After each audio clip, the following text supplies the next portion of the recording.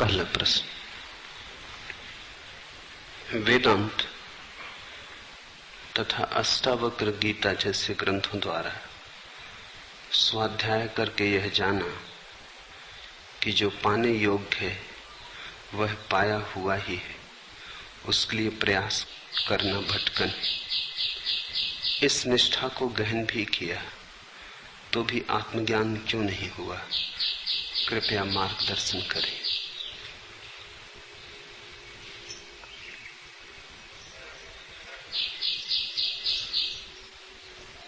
शास्त्र से जो समझ में आया वो तुम्हें समझ में आया ऐसा नहीं है। शब्द से जो समझ में आया वह तुम्हारी प्रतीति हो गई ऐसा नहीं है। अष्टावक्र को सुन के बहुतों को ऐसा लगेगा कि अरे तो सब पाया ही हुआ है, लेकिन इससे मिलना जाएगा। अष्टावक्र को सुन के ही लगने से मिलने का क्या संबंध हो सकता है? ये प्रतीति तुम्हारी हो कि मिला ही हुआ है, ये एहसास तुम्हें हो, ये अनुभूति तुम्हारी हो, ये बौद्धिक निष्कर्ष न हो। बुद्धि तो बड़े जल्दी राजी हो जाती। इससे सरल बात और क्या होगी कि मिला ही हुआ है, चलो झंझट मिटी, अब कुछ खोजने की जरूरत नहीं, ध्यान की जरूरत नहीं, पूजा प्रार्थना की जरूरत नहीं, मिला ही हुआ है। बुद्धि इससे राजी हो जाती, इसलिए नहीं कि बुद्धि समझ गई, बुद्धि राजी हो जाती है क्योंकि मार्ग की अड़चन भी छूटी, साधन का श्रम भी छूटा, उपाय करने की जरूरत भी छूटी। फिर तुम चारों तरफ देखने लगते हो कि अरे अभी तक मिला नहीं। अगर बुद्धि को ही समझने से मिलना था तो फिर अध्यात्म के विश्वविद्यालय हो सकते थे। अध्यात्म का कोई विश्वविद्यालय नहीं, शास्त्र से न मिलेगा, स्वयं की स्वस्फूर्त प्रज्ञा से मिलेगा। अष्टावक्र को सुनो, लेकिन जल्दी मत करना मानने की। तुम्हारा लोभ जल्दी करवा देगा। तुम्हारा लोभ कहेगा ये तो बड़ी सुलभ बात रही, खजाना मिला ही हुआ है, तो चलो पाने की भी उपद्रव मिटा, अब कहीं जाना भी नहीं, अब कुछ करना भी नहीं। यही तो तुम सदा से चाहते थे कि बिना किए मिल जाए। लेकिन ध्यान रखना, इस सबके पीछे पाने की आकांक्षा बनी ही हुई है, बिना किए मिल जाए। पहले सोचते थे करके मिलेगा, अब सोचते हो बिना किए मिल जाए। पाने की आकांक्षा बनी हुई है। इसलिए तो प्रश्न उठता है कि अभी तक आत्मज्ञान क्यों नहीं हुआ? जिसको समझ में आ गई बात, बाढ़ में जाए आत्मज्ञान, करना क्या है? अगर अष्टावक्र को समझ गए तो दूसरा प्रश्न उठ ही नहीं सकता है। आत्मज्ञान नहीं मिला तो इसका अर्थ हुआ कि अष्टावक्र को मानने के साथ साथ आंख के कोने से देख रहे थे अभी तक मिला कि नहीं मिला। नजर अभी भी मिलने पे लगी थी। मेरे पास लोग आते, उनको मैं कहता हूं कि ध्यान जब तक न गहरा होगा, जब तक तुम कुछ मांग जारी रखोगे, जब तक तुम सोचोगे कुछ मिले, आनंद मिले, परमात्मा मिले, आत्मा मिले, तब तक ध्यान गहरा न होगा। क्योंकि लोभ की वृत्ति है जो मिलने की बात सोच रही, ये महत्वाकांक्षा है, ये राजनीति है, अभी धर्म नहीं हुआ। तो वो कहते हैं अच्छा तो अब बिना सोचे बैठेंगे, फिर तो मिलेगा ना। अंतर जरा भी नहीं पड़ा। वो इसके लिए भी राजी है कि न सोचेंगे। चलो आप कहते हो मिलने के लिए यही उपाय है, तो न सोचेंगे, लेकिन फिर मिलेगा ना। तुम लोभ से छूट नहीं पाते। अष्टावक्र को सुन के बड़े जल्दी बहुत लोग मान लेंगे कि चलो मिल गया। इतनी जल्दी अगर मिलता होता, और ऐसा नहीं है कि कोई बाधा है मिलने में, बाधा है तो तुम्हारी कामना की नासमझी है तो बिल्कुल पास, ठीक अष्टावक्र कहते हैं मिला ही हुआ है, लेकिन ये मिला हुआ ही है तब समझ में आएगा जब पाने की सारी आकांक्षा विसर्जित हो जाएगी। तब तुम्हारी समग्रता से तुम जानोगे कि मिला हुआ है। अभी तो बुद्धि का खिलवाड़ हो जाता। अष्टावक्र जैसे महर्षि कहते हैं तो ठीक ही कहते होंगे, तुम जल्दी कर लेते मानने की। तुम्हारी श्रद्धा बड़ी नपुंसक है, तुम संदेह भी नहीं करते, तुम जल्दी मान लेते हो। शास्त्र के वचन पर इस देश में तो संदेह करने की आदत ही खो गई है। शास्त्र कहते हैं तो ठीक ही कहते होंगे। मुल्ला नसरुद्दीन एक दिन आया तो एक बड़ी खूबसूरत छतरी लिए हुए था। मैंने पूछा कहां मिल गई इतनी खूबसूरत छतरी, यहां तो बनती नहीं। उसने कहा बहन ने भेंट भेजी। मैंने कहा नसरुद्दीन तुम तो सदा कहते रहे कि तुम्हारी कोई बहन ने। वो कहने लगा ये बात तो सच है। तो फिर मैंने कहा ये बहन ने भेंट भेजी। उसने कहा आप न मानो तो इसकी डंडी पे लिखा हुआ है बहन की ओर से भाई को भेंट। एक होटल से निकलने लगा, ये छतरी पे लिखा था। मैंने सोचा हो ना हो बहन हो ही। जब लिखा हुआ है तो मानना ही पड़ता है। और फिर ऐसे कोई पोपेरी ममेरी कोई चचेरी बहन शायद हो भी। और फिर अध्यात्मवादी तो सदा से कहते हैं अपनी पत्नी को छोड़कर सभी को माता बहन समझो। लिखी हुई बात पर और फिर शास्त्र में लिखी हो छपी बात पर बड़े जल्दी श्रद्धा आती। कुछ बात कहो किसी से, वो कहता कहां लिखी, लिखा हुआ बता दो तो वो राजी हो जाता। जैसे लिखे होने में कोई बल है। कितनी पुरानी तो लोग राजी हो जाते, जैसे सत्य का पुराना होने से कोई संबंध है। किसने कही? अष्टावक्र ने कही, बुद्ध ने कही, महावीर ने कही, तो फिर ठीक ही कही। तुम थोड़ा भी तो अपनी तरफ से थोड़ा भी इंच भर भी जागने का प्रयास नहीं करते। किसी ने कह दी तुमने मान ली, और फिर ऐसी सरल बात कि बिना कुछ किए मिल जाता है। कृष्णमूर्ति को मानने वाले 40 वर्षों से सुन रहे हैं। करीब करीब वे ही के वे लोग, मिला कुछ भी नहीं है। मेरे पास कभी कभी उनमें से कोई आता है तो वो कहता है कि हमें पता है कि सब मिला ही हुआ है, मगर मिलता क्यों नहीं? हम कृष्णमूर्ति को सुनते हैं, बात समझ में आती कि सब मिला ही हुआ है। ये लोभी जन है, ये चाहते ही थे पहले से कि कोई श्रम ना करना पड़े, मुफ्त मिल जाए। इन्होंने कृष्णमूर्ति को नहीं सुना, ना अष्टावक्र को समझा है, इन्होंने अपने लोभ को सुना है। इन्होंने अपने लोभ के माध्यम से सुना है, फिर उन्होंने अपने हिसाब से व्याख्या कर ली। किसी मित्र ने पूछा है कि अब ध्यान करना बड़ा बेहुदा लगता है, 5-5 ध्यान और अष्टावक्र पे चल रही प्रवचन माला, बड़ा बेहुदा लगता है। ध्यान छोड़ने में कितनी सुगमता है, करने में कठिनता है। अष्टावक्र को भी जो मिला वो कुछ करके मिला ऐसा नहीं, लेकिन बिना कुछ किए मिला ऐसा भी नहीं। अब इसे तुम समझना, ये थोड़ा जटिल मामला है। मैंने तुमसे कहा बुद्ध को मिला जब उन्होंने सब करना छोड़ दिया, लेकिन पहले सब किया। 6 वर्ष तक अथक श्रम किया, सब दांव पे लगा दिया। उस दांव पे लगाने से ही यह अनुभव आया कि करने से कुछ नहीं मिलता। अष्टावक्र को पढ़ने से थोड़ी, नहीं तो अष्टावक्र की गीता बुद्ध के समय में उपलब्ध थी, उन्होंने पढ़ ली होती। 6 साल मेहनत करने की जरूरत न थी। 6 साल अथक श्रम किया, और श्रम कर करके जाना कि श्रम से तो नहीं मिलता।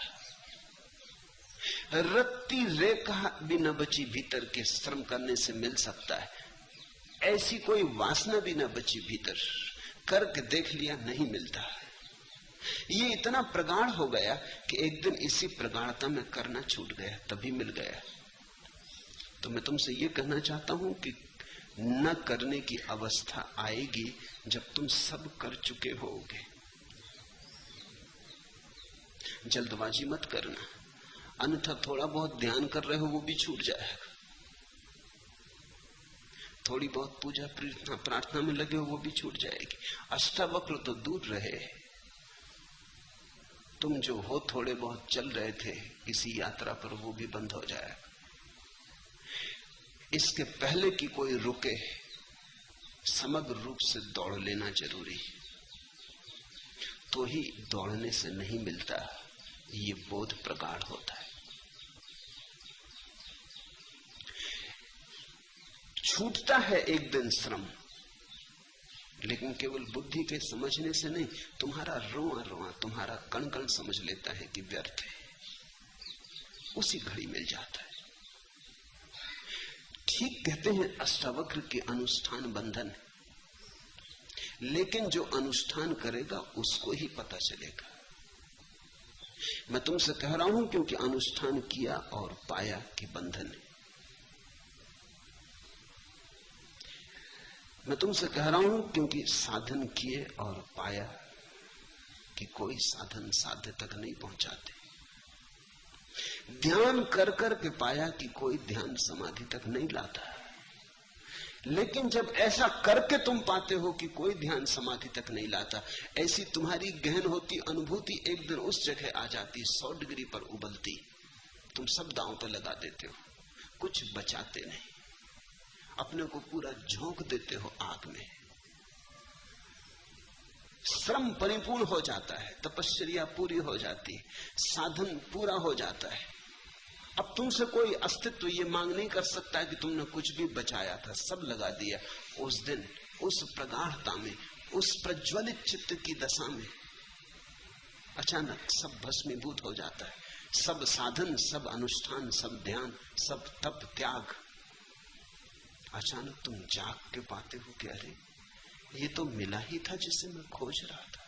लेकिन ये अष्टावक्र को पढ़ने से हो जाता होता तो बात बड़ी सुगम थी। अष्टावक्र को पढ़ना क्या कठिन है, सूत्र तो बड़े सीधे साफ है। ध्यान रखना, सीधी सरल बातें समझना इस जगत में सबसे कठिन,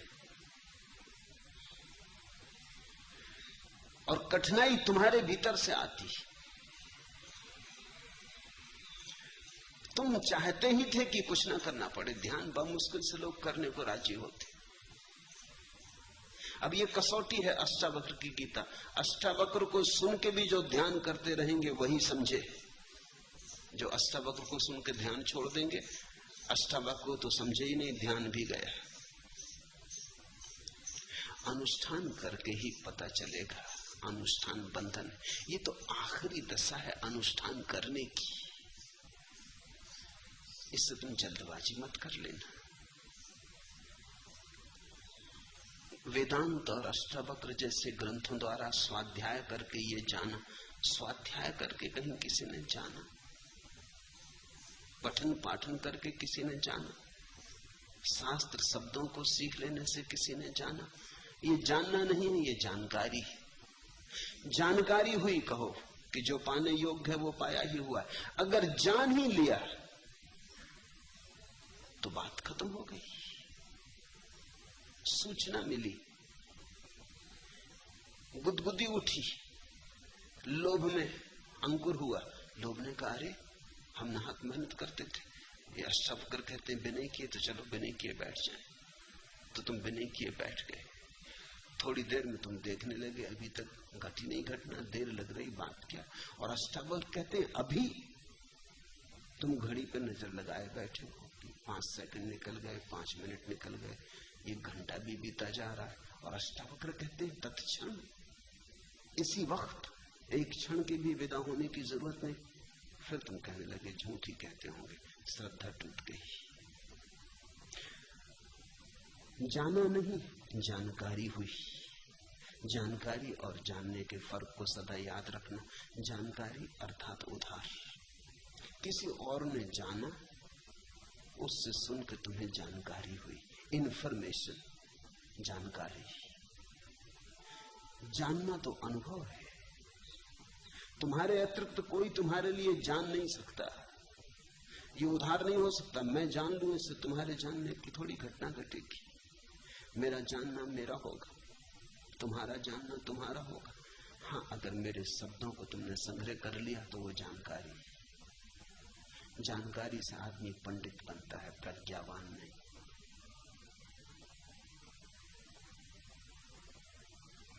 ज्ञान का बोझ इकट्ठा हो जाता है, ज्ञान की मुक्ति नहीं। शब्दों का जाल खड़ा हो जाता है, सत्य का सौंदर्य नहीं। शब्द और घेर लेते हैं और बांध लेते हैं, इसलिए तुम पंडित को बड़ा बंधा हुआ पाओगे। खुला आकाश कहां? ये जाना कि जो पाने योग्य है वो पाया ही हुआ है। अगर जान ही लिया तो अब क्या पूछने को बचा? उसके लिए प्रयास भटकन है। अगर ये जान ही लिया तो अब और क्या पूछने को बचा? इस निष्ठा को गहन भी किया। ये निष्ठा या तो होती है या नहीं होती, इसको ज्ञान गहन करने का उपाय नहीं। गहन कैसे करोगे? निष्ठा होती है तो होती है, नहीं होती तो नहीं होती। गहन कैसे करोगे? क्या उपाय है निष्ठा को गहन करने का? संदेह को दबाओगे, संदेह की छाती पे बैठ जाओगे, क्या करोगे? संदेह को झुठलाओगे, मन में प्रश्न उठेंगे, नहीं सुनोगे। भीतर संदेह का कीड़ा काटेगा और कहेगा कि सुनो भी, कहीं बिना मिले बिना किए कुछ मिला है, बैठे बैठे कहीं कुछ हुआ है। कुछ करने से होता है, खाली बैठने से कहीं होता है, मुफ्त कहीं कुछ मिलता है। किन बातों में पड़े हो, किस भ्रांति में भटके हो? उठो, चलो, दौड़ो, अन्यथा जीवन निकल जाएगा। जीवन निकला ही जा रहा है। ऐसे बैठे बैठे मूर्ख की भांति समय मत गंवाओ। ये संदेह उठेंगे, इनका क्या करोगे? इनको दबा लोगे, इनको झुठला दोगे, कहोगे कि नहीं सुनना चाहता, इनको अचेतन में फेंक दोगे, तलघरे में छिपा दोगे भीतर, इनके सामने आंख करके न देखोगे। क्या करोगे निष्ठा गहरा करने में? ऐसा ही कुछ करोगे, किसी तरह का दमन करोगे। ये निष्ठा झूठी होगी, इसके नीचे अविश्वास सुलगता होगा। ये निष्ठा ऊपर ऊपर होगी, इसकी झीनी चादर होगी ऊपर, भीतर अविश्वास के, संदेह के अंगारे होंगे। वो जल्दी ही इस निष्ठा को जला डालेंगे। ये निष्ठा किसी भी काम की नहीं, इसको तुम गहरा नहीं कर सकते। निष्ठा होती है तो होती है। ऐसा समझो कि कोई आदमी एक वर्तुल खींचे, आधा वर्तुल खींचे, तो क्या तुम उसे वर्तुल कहोगे? आधे वर्तुल को वर्तुल कहा जा सकता है? चाप कहते हैं, वर्तुल नहीं। वर्तुल तो तभी कहते हैं जब पूरा होता है।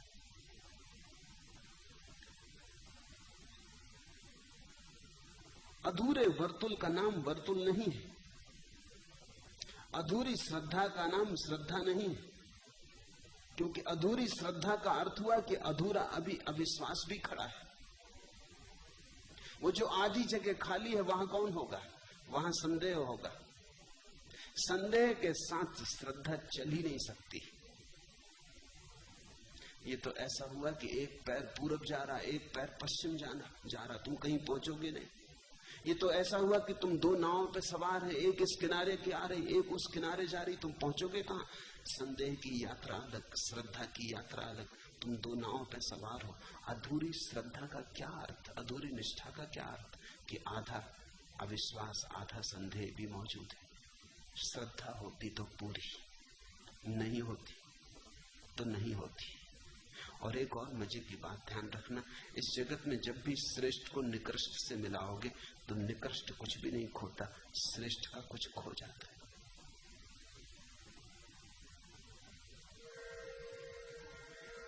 जब भी तुम श्रेष्ठ के साथ निकृष्ट को मिलाओगे तो निकृष्ट की कोई हानि नहीं होती, श्रेष्ठ की हानि हो जाती है। शुद्ध पकवान भोजन तैयार है, तुम जरा सी मुट्ठी भर गंदगी ला के डाल दो, तुम कहोगे ये पकवान का तो ढेर लगा है, मनो इसमें मुट्ठी भर गंदगी से क्या होता? तो मुट्ठी भर गंदगी उस पूरे शुद्ध भोजन को नष्ट कर देगी। वो पूरा शुद्ध भोजन भी मुट्ठी भर गंदगी को नष्ट न कर पाएगा। तुम एक फूल पर पत्थर फेंक दो तो पत्थर का कुछ न बिगड़ेगा, फूल समाप्त हो जाएगा। पत्थर जड़ है, निकृष्ट है, फूल महिमावान है। फूल आकाश का है, पत्थर पृथ्वी का है। फूल काव्य है जीवन का। पत्थर और फूल की टक्कर होगी तो फूल का सब बिगड़ जाएगा, पत्थर का कुछ भी ना बिगड़ेगा। एक बूंद जहर पर्याप्त है। तो ध्यान रखना, संदेह निकृष्ट है। श्रद्धा के फूल के साथ अगर संदेह का पत्थर भी पड़ा है तो फूल दबेगा और मर जाएगा, हत्या हो जाएगी फूल की। तुम ये मत सोचना कि श्रद्धा पत्थर को बदल देगी, पत्थर फूल को नष्ट कर देगा। निष्ठा या तो होती है या नहीं होती, इसमें दो मत नहीं है।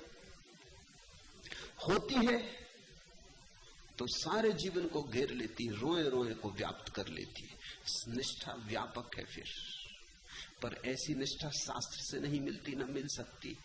ऐसी निष्ठा जीवंत अनुभव से मिलती। जीवन के शास्त्र को पढ़ोगे तो मिलेगी, अष्टावक्र को पढ़ने से नहीं। अष्टावक्र को समझ लो, उस समझ को ज्ञान मत समझ लेना। अष्टावक्र को समझ के अपने भीतर संभाल के एक कोने में रख दो। एक कसौटी मिली, ज्ञान नहीं मिला, एक कसौटी मिली। अब जब तुम्हें ज्ञान मिलेगा तब अष्टावक्र की कसौटी पे उसे कसने में तुम्हें सुविधा हो जाएगी। कसौटी सोना नहीं है। तुम जाते हो एक सुनार के पास, देखते हो रखा है काला पत्थर कसौटी का। वो काला पत्थर सोना नहीं है। जब सोना मिलता है तो सुनार उस काले पत्थर पे घिस के देख लेता है कि सोना सोना है या नहीं। अष्टावक्र की बात को समझ के कसौटी की तरह संभाल के रख लो, गांठ बांध लो। जब तुम्हारे जीवन का अनुभव आएगा तो कस लेना। अष्टावक्र की कसौटी उस वक्त काम आएगी। तुम जान पाओगे कि जो हुआ वो क्या हुआ। तुम्हारे पास समझने को भाषा होगी, तुम्हारे पास समझने को उपाय होगा। अष्टावक्र तुम्हारे गवाह होंगे। मैं शास्त्रों को इसी अर्थ में लेता हूं। शास्त्र गवाह है, अनजाना है मार्ग सत्य का। उस अनजाने मार्ग पर तुम्हें कुछ गवाहियां चाहिए।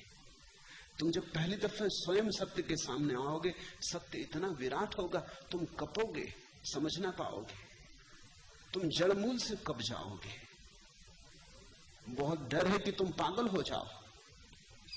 थोड़ा सोचो तो कि एक आदमी जो जन्मों जन्मों से किसी खजाने को खोज रहा था, एक दिन अचानक पाए कि खजाना वहीं गड़ा है जहां वो खड़ा है। वो पागल नहीं हो जाएगा। ये जन्मों जन्मों की खोज व्यर्थ गई और खजाना यहीं गड़ा था जहां मैं खड़ा हूं। तुम थोड़ा सोचो, उस आदमी पे ये आघात बड़ा हो जाएगा। तो इतने दिन में व्यर्थ जिया, तो ये सारा अनंत काल तक जीना एक निरर्थक चेष्टा थी, एक दुख स्वप्न था जिसे मैं खोज रहा था, वो भीतर पड़ा था। क्या ऐसी चोट में, संघात में आदमी पागल न हो जाएगा? उस वक्त अष्टावक्र की मधुर वाणी शीतल करेगी। उस वक्त वेदांत, बुद्ध के वचन, उपनिषद, बाइबल, कुरान तुम्हारे साक्षी होकर खड़े हो जाएंगे।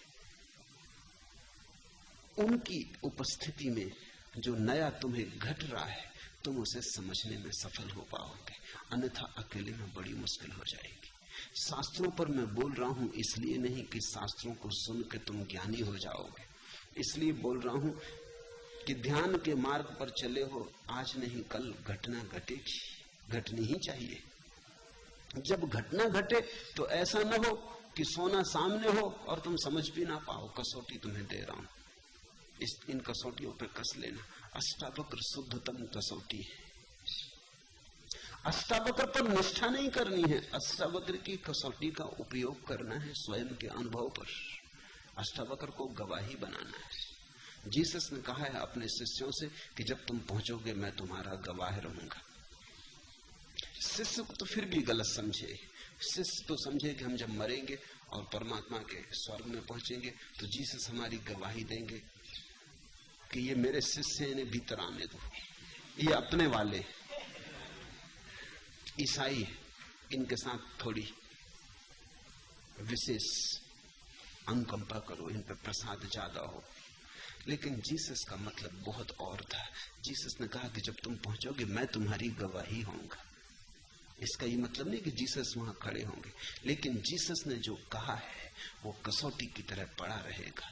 जब तुम्हारा अनुभव होगा झट तुम उसे कस लोगे और गुत्थी सुलझ जाएगी। अन्यथा असत्य में भटके हो इतने दिन तक कि तुम्हारी आंखें असत्य की आदी हो गई। सत्य का आघात कहीं तुम्हें तोड़ न दे, विक्षिप्त न कर दे। इसे याद रखना, सत्य के बहुत खोजी पागल हो गए।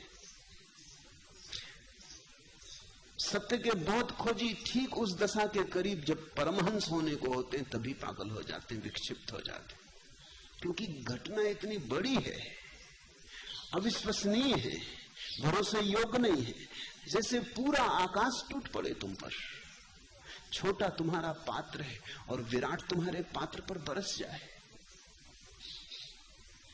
तुम अस्त व्यस्त हो जाओगे, तुम संभाल ना पाओगे। जैसे सूरज एकदम सामने आ जाए और तुम्हारी आंखें झपक आ जाए, धुंधलका हो जाए, सूरज सामने हो और अंधेरा हो जाए क्योंकि तुम्हारी आंखें बंद हो जाएं, उस घड़ी अष्टावक्र के वचन तुम्हें सूरज को समझने में उपयोगी हो जाएंगे।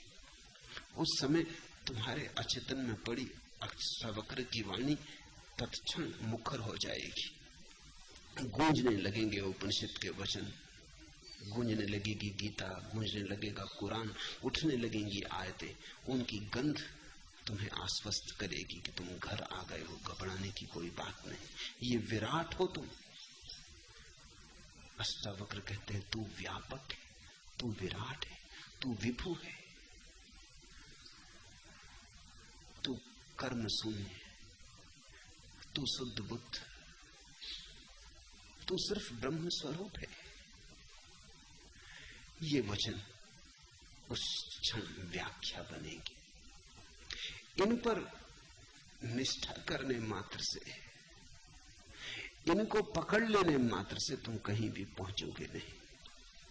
और लोग तुम्हारा भीतर खड़ा है कि आत्मज्ञान हुआ नहीं।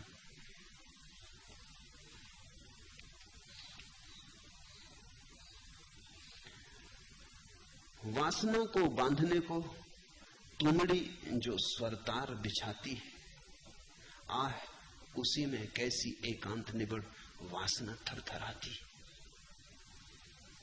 सुनो फिर, वासना को बांधने को तुमड़ी जो स्वरतार बिछाती है, आह उसी में कैसी एकांत निबड़ वासना थरथराती।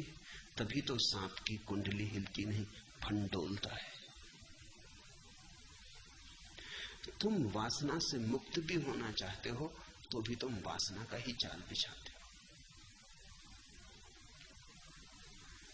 तुम परम शुद्ध बुद्ध होना चाहते हो तो भी लोभ के माध्यम से ही, तो भी वासना ही थरथराती है। आह उसी में कैसी एकांत निबिड़ वासना थरथराती है। वासना को बांधने को तुमड़ी जो स्वरतार बिछाती। तुम परमात्मा को पाने चलते हो, लेकिन तुम्हारे पाने का ढंग वही है जो धन पाने वाले का होता है। तुम परमात्मा को पाने चलते हो, लेकिन तुम्हारी वासना कामना वही है जो पदार्थ को पाने वाले की होती। संसार को पाने वाले की जो दीवानगी होती है वही दीवानगी तुम्हारी। वासना विषय बदल लेती है, वासना नहीं बदलती। सुन के अष्टावक्र को तुम्हारी वासना कहती, अरे ये तो बड़ा शुभ हुआ, हमें पता ही न था कि जिसे हम खोज रहे हैं वो मिला ही हुआ है, तब बस बैठ जाएं। फिर तुम प्रतीक्षा करते हो, अब मिले, अब मिले, अब मिले। कैसी वासना थरथराती है। अब मिले तो तुम समझे ही नहीं। फिर से सुनो अष्टावक्र को। अष्टावक्र कहते हैं मिला ही हुआ है। लेकिन इसे तुम कैसे सुनोगे, कैसे समझोगे? तुम्हारी वासना तो थरथरा रही है। जब तक तुम अपनी वासना में दौड़ ना लो, दौड़ दौड़ के वासना की व्यर्थता देख ना लो, दौड़ो और गिरो और लहूलुहान ना हो जाओ, हाथ पैर ना तोड़ लो, तब तक तुम नहीं समझ पाओगे। वासना के अनुभव से जब वासना व्यर्थ हो जाती, थक के गिर जाती और टूट जाती, उस निर्वासना के क्षण में तुम समझ पाओगे कि जिसे तुम खोजते हो वो मिला ही हुआ है। अन्यथा तुम तोते हो जाओगे। इससे कोई फर्क नहीं पड़ता कि तुम हिंदू तोते हो कि मुसलमान की, ईसाई की, जैन की, बौद्ध, इससे कुछ फर्क नहीं पड़ता। तोते यानी तोते। तोते को तुम चाहो तो बाइबल रटा दो और तोते को तुम चाहो तो गीता रटा दो। तोता तोता है, वो रट के दोहराने लगेगा।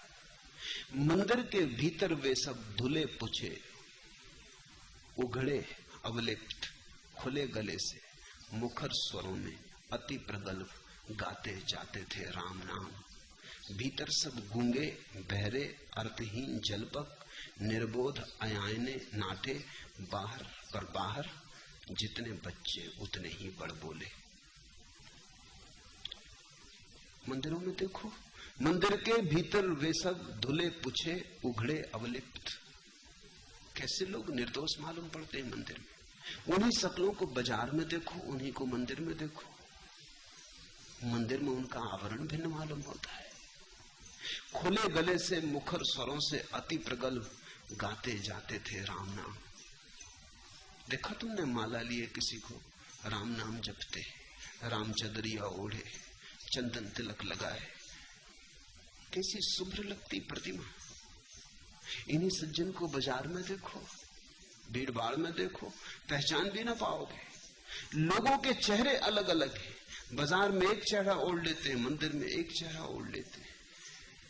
अति प्रगल्भ गाते जाते थे राम नाम। भीतर सब गूंगे बहरे अर्थहीन जलपक, निर्बोध अयाने नाटे, पर बाहर जितने बच्चे उतने ही बड़ बोले।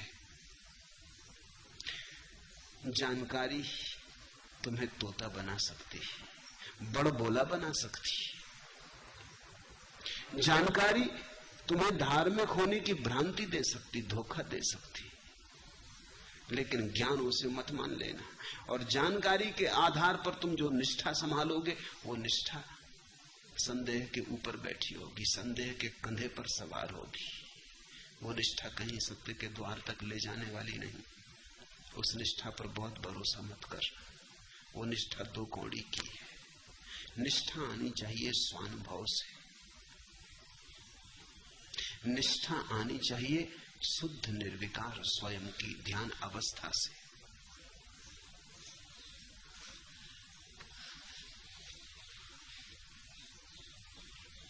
दूसरा प्रश्न। कल संध्या घूम रहा था कि अचानक आपका कल सुबह का पूरा प्रवचन मेरे रोम रोम में गूंजने लगा। दर्शक होकर दृश्यों की छवि निहार रहा था कि कहीं से दृष्टा की याद आ गई। दृष्टा का खेल भी जरा देर चला, लेकिन इसी बीच मेरे पैर लड़खड़ाने लगे और गिरने से बचने के लिए मैं सड़क के किनारे बैठ गया। और तभी न दृश्य रहा, न दर्शक रहा और न दृष्टा ही रहा। सब कुछ समाप्त हो गया और फिर भी कुछ था। कभी अंधेरा, कभी प्रकाश की आंख में छौनी चलती रही, लेकिन तभी से बेचैनी भी बढ़ गई और समझ में नहीं आया कि यह सब क्या है। यही मैं तुमसे कह रहा हूं। अगर सत्य की थोड़ी सी झलक भी तुम्हारे पास आएगी तो तुम बेचैन हो जाओगे। तुम समझ ना पाओगे ये क्या है। न समझ पाए कि क्या है तो गहन अशांति पकड़ लेगी। विक्षिप्तता भी पकड़ सकती है। इसलिए बोलता हूं इन शास्त्रों पर, इसलिए रोज तुम्हें समझाया जाता हूं कि कहीं तुम्हारे अचेतन में जानकारी पड़ी रहे, और जब घटनाएं घटे तो तुम उनकी ठीक ठीक व्याख्या कर लो, सुलझा लो। अन्यथा तुम सुलझाओगे कैसे? तुम्हारे पास भाषा न होगी, शब्द न होंगे, समझने का कोई उपाय न होगा, मापदंड न होगा, तराजू न होगा, तुम तौलोगे कैसे? कसौटी न होगी, तुम परखोगे कैसे? पूछा है, मेरे रोम रोम में प्रवचन गूंजने लगा। दर्शक होकर दृश्यों की छवि निहार रहा था, कहीं से दृष्टा की याद आ गई। दृष्टा का खेल भी जरा देर चला, लेकिन इसी बीच मेरे पैर लड़खड़ाने लगे और गिरने से बचने के लिए मैं एक सड़क के किनारे बैठ गया। निश्चित ही ऐसा ही होता है। जब पहली दफा तुम्हें दृष्टा का थोड़ा सा बोध होगा, तुम लड़खड़ा जाओगे, तुम्हारी पूरी जिंदगी लड़खड़ा जाएगी, क्योंकि तुम्हारी पूरी जिंदगी ही दृष्टा के बिना खड़ी।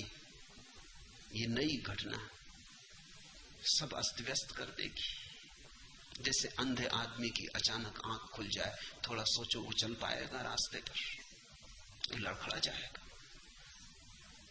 40 साल 50 साल से अंधा था, लकड़ी के सहारे टटोल टटोल के चलता था।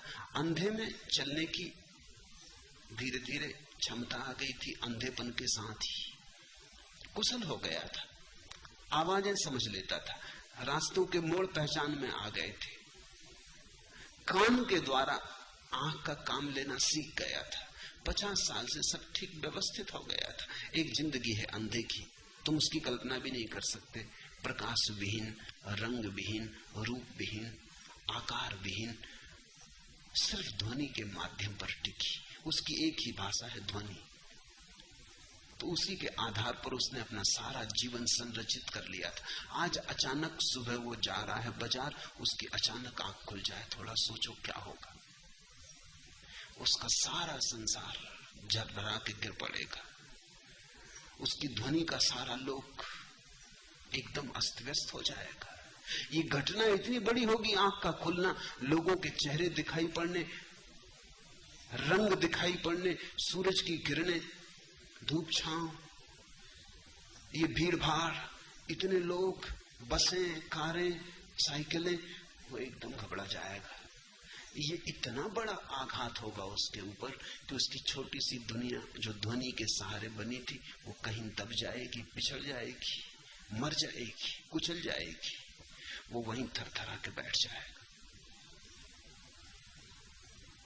लड़खड़ा के गिर पड़ेगा, शायद घर ना आ सके या बेहोश हो जाए।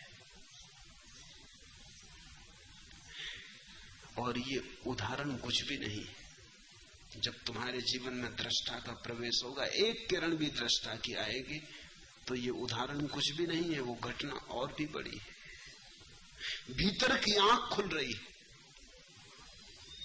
तुमने उस भीतर की आंख के बिना ही अपना एक संसार रच लिया है। अचानक वो भीतर की आंख खुलते ही तुम्हारे सारे संसार को गलत कर देगी। तुम चौंक के अवाक रह जाओगे। जिसने पूछा है ठीक ही पूछा, अनुभव से पूछा है। इसे ख्याल करना, प्रश्न दो तरह के होते हैं, एक तो सैद्धांतिक होते हैं, उनका कोई बड़ा मूल्य नहीं होता। ये प्रश्न अनुभव का है। अनुभव से न हुआ होता तो ये प्रश्न बन ही नहीं सकता था। ये पैर लड़खड़ाए न होते तो ये प्रश्न बन नहीं सकता था। ये प्रश्न सीधे अनुभव का है। कहीं से दृष्टा की याद आ गई। गूंज रहे होंगे अष्टावक्र के वचन जो मैंने कहा था सुबह, उसकी गूंज बाकी रह गई होगी, उसकी सुगंध तुम्हारे भीतर उठ रही होगी, उसकी थोड़ी सी लकीरें कहीं उलझी रह गई होंगी। आ गई कहीं से दृष्टा की याद। दृष्टा का खेल थोड़ी देर चला,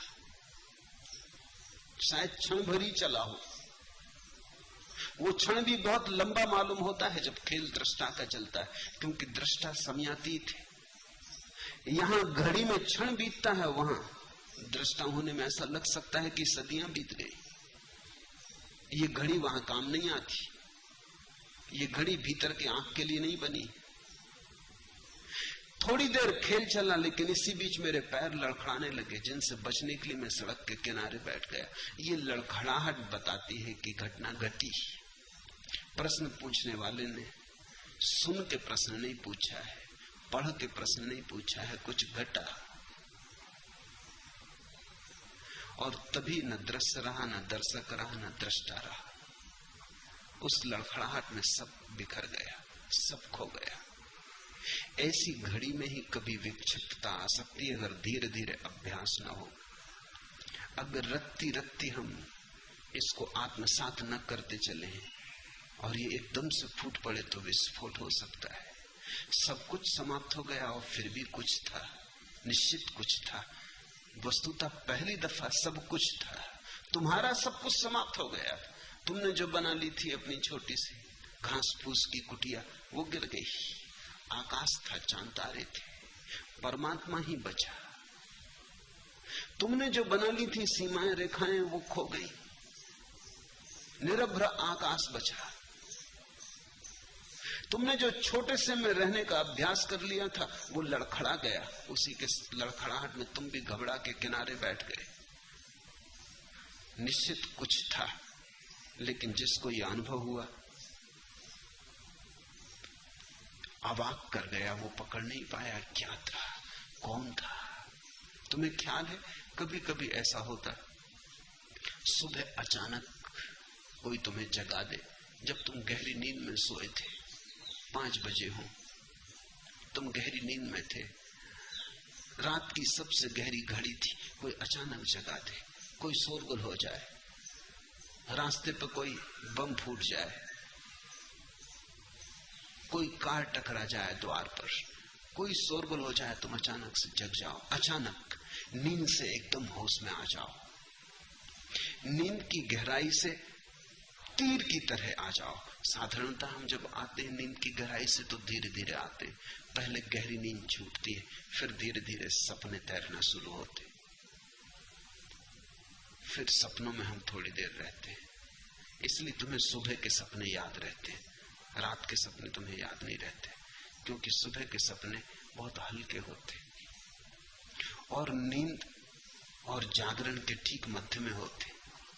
फिर धीरे धीरे सपने हटते, फिर अधूरी अधूरी टूटी सी नींद होती, फिर धूप छांव की आंख मिचौनी चलती थोड़ी देर, क्षण भर को लगता जागे, क्षण भर को फिर नींद में हो जाते, करवट बदल लेते। करवट बदलते तब लगता है जागे हैं, बीच में आवाज भी सुनाई जाती कि पत्नी चाय बनाने लगी, कि बर्तन गिर गया, कि दूध वाला आ गया, कि राह से कोई गुजर रहा, कि नौकरानी ने दस्तक दी, कि बच्चे स्कूल जाने की तैयारी करने लगे। फिर करवट लेके फिर तुम एक गहराई में डुबकी लगा जाते। ऐसा धीरे धीरे धीरे धीरे सतह पर आते हो, फिर तुम आंख खोलते हो। लेकिन अगर कभी कोई अचानक घटना घट जाए तो तुम तीर की तरह गहराई से सीधे जागरण में आ जाते हो। आंख खोल के तुम्हें लगेगा अचानक तुम कहां हो, कौन हो। एक क्षण को कुछ समझ में ना आएगा। ऐसा तुम्हें सबको हुआ होगा कभी किसी घड़ी में। कौन हूं, नाम पता भी याद नहीं आता, कहां हूं ये भी समझ में नहीं आता, जैसे किसी अजनबी दुनिया में अचानक आ गए। ये क्षण भरी रहती है बात, फिर तुम समझ जाते हो, क्योंकि ये धक्का कोई बहुत बड़ा धक्का नहीं है। और फिर इसके तुम अभ्यासी हो, रोज ही ये होता है। रोज सुबह तुम उठते हो, सपने की दुनिया से वापस जागृत की दुनिया में लौटते हो। ये अभ्यास पुराना है, फिर भी कभी कभी अचानक हो जाए तो चौंका जाता है, घबरा जाता है। असली जागरण जब घटता है तो तुम बिल्कुल ही अवाक रह जाओगे। तुम्हें कुछ समझ में ना आएगा क्या हो रहा है, सब सन्नाटा और शून्य हो जाएगा। लेकिन ठीक हुआ, न दृष्टा रहा, न दर्शक, न दृश्य, सब कुछ समाप्त हो गया। फिर भी कुछ था। इस कुछ को ही तुम व्याख्या कर सको, इसलिए इतने शास्त्रों पर मैं बोल रहा हूं। इस कुछ की ही तुम व्याख्या करने में समर्थ हो जाओ, इस कुछ को तुम अर्थ दे सको, इस कुछ की तुम प्रतिभिज्ञा कर सको। परिभाषा कर सको, नहीं तो ये कुछ तुम्हें डुबा लेगा, तुम बाढ़ में बह जाओगे। तुम्हारे पास खड़े होने को कोई जगह रहे, इसलिए इतनी बातें कह रहा हूं।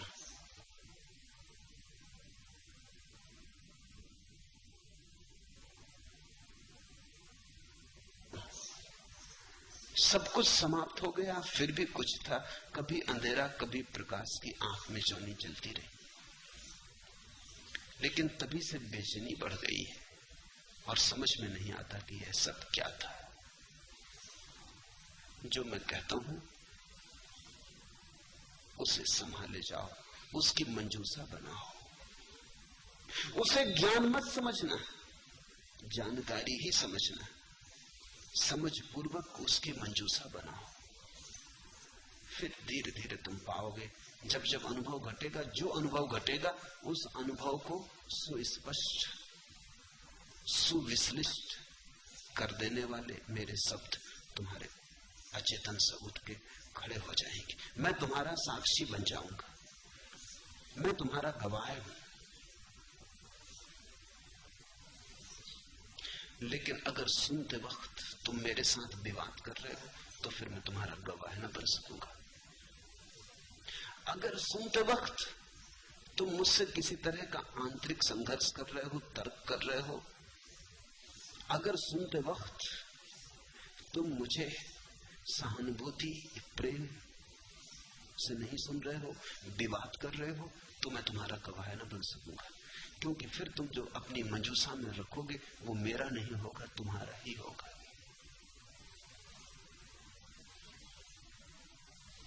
कल रात ऑस्ट्रेलिया से आए एक मनोवैज्ञानिक ने संन्यास लिया।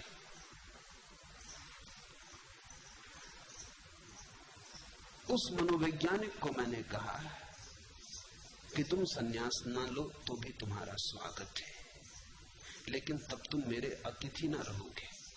स्वागत तो तुम्हारा है, अगर तुम संन्यास ले लो तो भी स्वागत तुम्हारा है, पर तुम मेरे अतिथि भी हो गए। मुझसे लोग पूछते हैं अगर हम संन्यास ना लें तो क्या आपका प्रेम हम पे कम रहेगा? मेरा प्रेम तुम पर पूरा रहेगा। स्वागत है, लेकिन संन्यास लेते ही तुम अतिथि भी हो गए। और बड़ा फर्क है, बिना संन्यास लिए तुम सुन रहे हो दूरी से, संन्यास लेके तुम पास आ गए। बिना संन्यास लिए तुम सुन रहे हो, अपनी बुद्धि से विश्लेषण कर रहे हो, तुम छांट रहे हो मैं जो कह रहा हूं। उसमें तो तुम्हें मन भाता है वो रख लेते हो, जो मन नहीं भाता वो छोड़ देते हो। और संभावना इसकी है कि जो तुम्हें मन नहीं भाता वही काम पड़ने वाला है, क्योंकि तुम्हें जो मन भाता है वो तुम्हें बदल नहीं सकता। तुम्हें मन भाता है उसका अर्थ तुम्हारे अतीत से मेल खाता है। जो तुम्हारे अतीत से मेल नहीं खाता वही तुम्हारे भीतर क्रांति की किरण बनेगा। जो तुमसे मेल नहीं खाता वही तुम्हें रूपांतरित करेगा। जो तुमसे बिल्कुल मेल खा जाता है वो तुम्हें मजबूत करेगा, रूपांतरित नहीं करेगा। तो तुम चुन रहे हो, तुम सोचते हो तुम बुद्धिमान हो। बुद्धिमान कभी कभी बड़ी नासमझियां करते, वो चुन रहे हैं, बैठे वो चुनते रहते हैं। अपने मतलब का चाहे वो संभाल लेंगे, जो अपने मतलब का नहीं उससे हमें क्या लेना देना। लेकिन मैं तुमसे फिर कहता हूं, जो तुम्हें लगता है तुम्हारे मतलब का नहीं वही किसी दिन तुम्हारे काम पड़ेगा। आज तुम्हारे पास उसमें समझने का भी कोई उपाय नहीं, क्योंकि तुम्हारे पास उसका कोई अनुभव नहीं। फिर भी मैं कहता हूं संभाल के रख लो। किसी दिन अनुभव जब आएगा तो अचानक तुम्हारे अचेतन से उठेगी आग और हल कर जाएगी। तब तुम अवाक ना रहोगे, तब तुम्हारा विस्मय तुम्हें तोड़ नहीं देगा, और तब तुम घबरा ना जाओगे और बेचैनी ना होगी।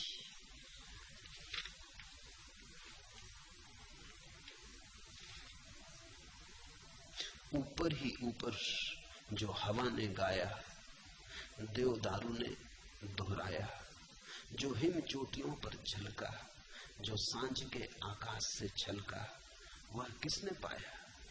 जिसने आयत्त करने की आकांक्षा का हाथ बढ़ाया। आह वह तो मेरे दे दिए गए हृदय में उतरा, मेरे स्वीकारी आंसू में ढलका, वह अनजाना अनपहचाना ही आया, वह इन सबके और मेरे माध्यम से अपने में अपने को लाया, अपने में समाया। अकेला वह तेजोमय है जहां दीठ बेबस बेबस झुक जाती है, वाणी तो क्या सन्नाटे तक की गूंज वहां झुक जाती है। सुनो मुझे गहन आंसुओं से, सुनो मुझे हृदय से, सुनो मुझे प्रेम से, बुद्धि से नहीं, तर्क से नहीं। वही श्रद्धा और निष्ठा का अर्थ है। ऊपर ही ऊपर जो हवा ने गाया, जो देवदारू ने दोहराया, जो हिम चोटियों पर झलका, जो सांझ के आकाश से छलका, वह किसने पाया? क्या उसने जिसने आयत्त करने की आकांक्षा का हाथ बढ़ाया? नहीं, जहां आकांक्षा का हाथ बढ़ा वहां तो हाथ बड़ा छोटा हो गया। आकांक्षा के हाथ में तो भिक्षा ही समाती है, साम्राज्य नहीं समाते। साम्राज्य समाने के लिए तो प्रेम से खुला हुआ हृदय चाहिए, भिक्षा का, वासना का पात्र नहीं। वह किसने पाया? जिसने आयत्त करने की आकांक्षा का हाथ बढ़ाया। तो तुम मुझे यहां ऐसे सुन सकते हो कि चलो जो अपने मतलब का हो उसे उठा ले, अपनी झोली में संभाल ले, तो तुम आकांक्षा के हाथ से मेरे पास आ रहे हो। आकांक्षा तो भिक्षु है, तो तुम कुछ थोड़ा बहुत ले जाओगे, लेकिन तुम जो ले जाओगे वो टेबल से गिरे रोटी के टुकड़े इत्यादि थे। तुम अतिथि ना हो पाए। संन्यास तुम्हें अतिथि बना देता है। आह वह तो मेरे दे दिए गए हृदय में उतरा, आह वह तो मेरे दे दिए गए हृदय में उतरा, मेरे स्वीकारी आंसू में ढलका, वह अनजाना अनपहचाना ही आया, वह इन सब के और मेरे माध्यम से अपने में अपने को लाया, अपने में समाया। अकेला वह तेजो में है जहां दीठ बेबस झुक जाती, वहां आंख तो झुक जाती, वाणी तो क्या सन्नाटे तक की गूंज वहां झुक जाती। उसके लिए तैयारी करो, उसके लिए हृदय को प्रेम से भरो, उसके लिए सहानुभूति से सुनना सीखो। और मैं तुमसे जो कह रहा हूं उसे मजुसा में संजो, तो फिर बेचैनी ना होगी, फिर वो उतरे अपरिचित अनजान तुम उसे समझ पाओगे, तुम उसके गूढ़ स्वर को समझ पाओगे, तुम उसके सन्नाटे में डूबोगे नहीं, घबराओगे नहीं, मुक्त हो जाओगे। अन्यथा वो मौत जैसा लगेगा। परमात्मा अगर बिना समझे हुए आ जाए, तुम्हारे पास अगर समझने का कोई भी उपाय ना हो, तो मौत जैसा लगेगा कि मरे। अगर तुम्हारे पास समझने का थोड़ा उपाय हो, थोड़ी तैयारी हो, तुमने सद्गुरुओं से कुछ सीखा हो, सत्संग किया हो, तो परमात्मा मोक्ष है, अन्यथा मृत्यु जैसा मालूम पड़ता है। और एक बार तुम घबरा गए तो तुम उस तरफ जाना बंद कर दोगे। एक बार तुम बहुत भयभीत हो गए तो तुम्हारा रुआ रुआ डरने लगेगा, तुम और सब जगह जाओगे, वहां न जाओगे जहां ऐसा भय, जहां हाथ पैर लड़खड़ा जाए, जहां राह के किनारे बैठ जाना पड़े, जहां सब धूमिल हो जाए, सब खोता मालूम पड़े, कुछ अज्ञात अनजाना शेष रहे और घबराए और बेचैनी दे, फिर तुम वहां न जाओगे। रविन्द्रनाथ का गीत है कि मैं परमात्मा को खोजता था अनेक जन्मों से, बहुत खोजा, मिला नहीं। कभी कभी दूर, बहुत दूर चांद तारों पर उसकी झलक दिखाई पड़ जाती थी, आशा बंधी रही, खोजता रहा। फिर एक दिन संयोग और सौभाग्य उसके द्वार पर पहुंच गए। तख्ती लगी थी, यही रहा घर भगवान का। चढ़ गया सीढ़ियां एक छलांग, जन्मों जन्मों की यात्रा पूरी हुई थी।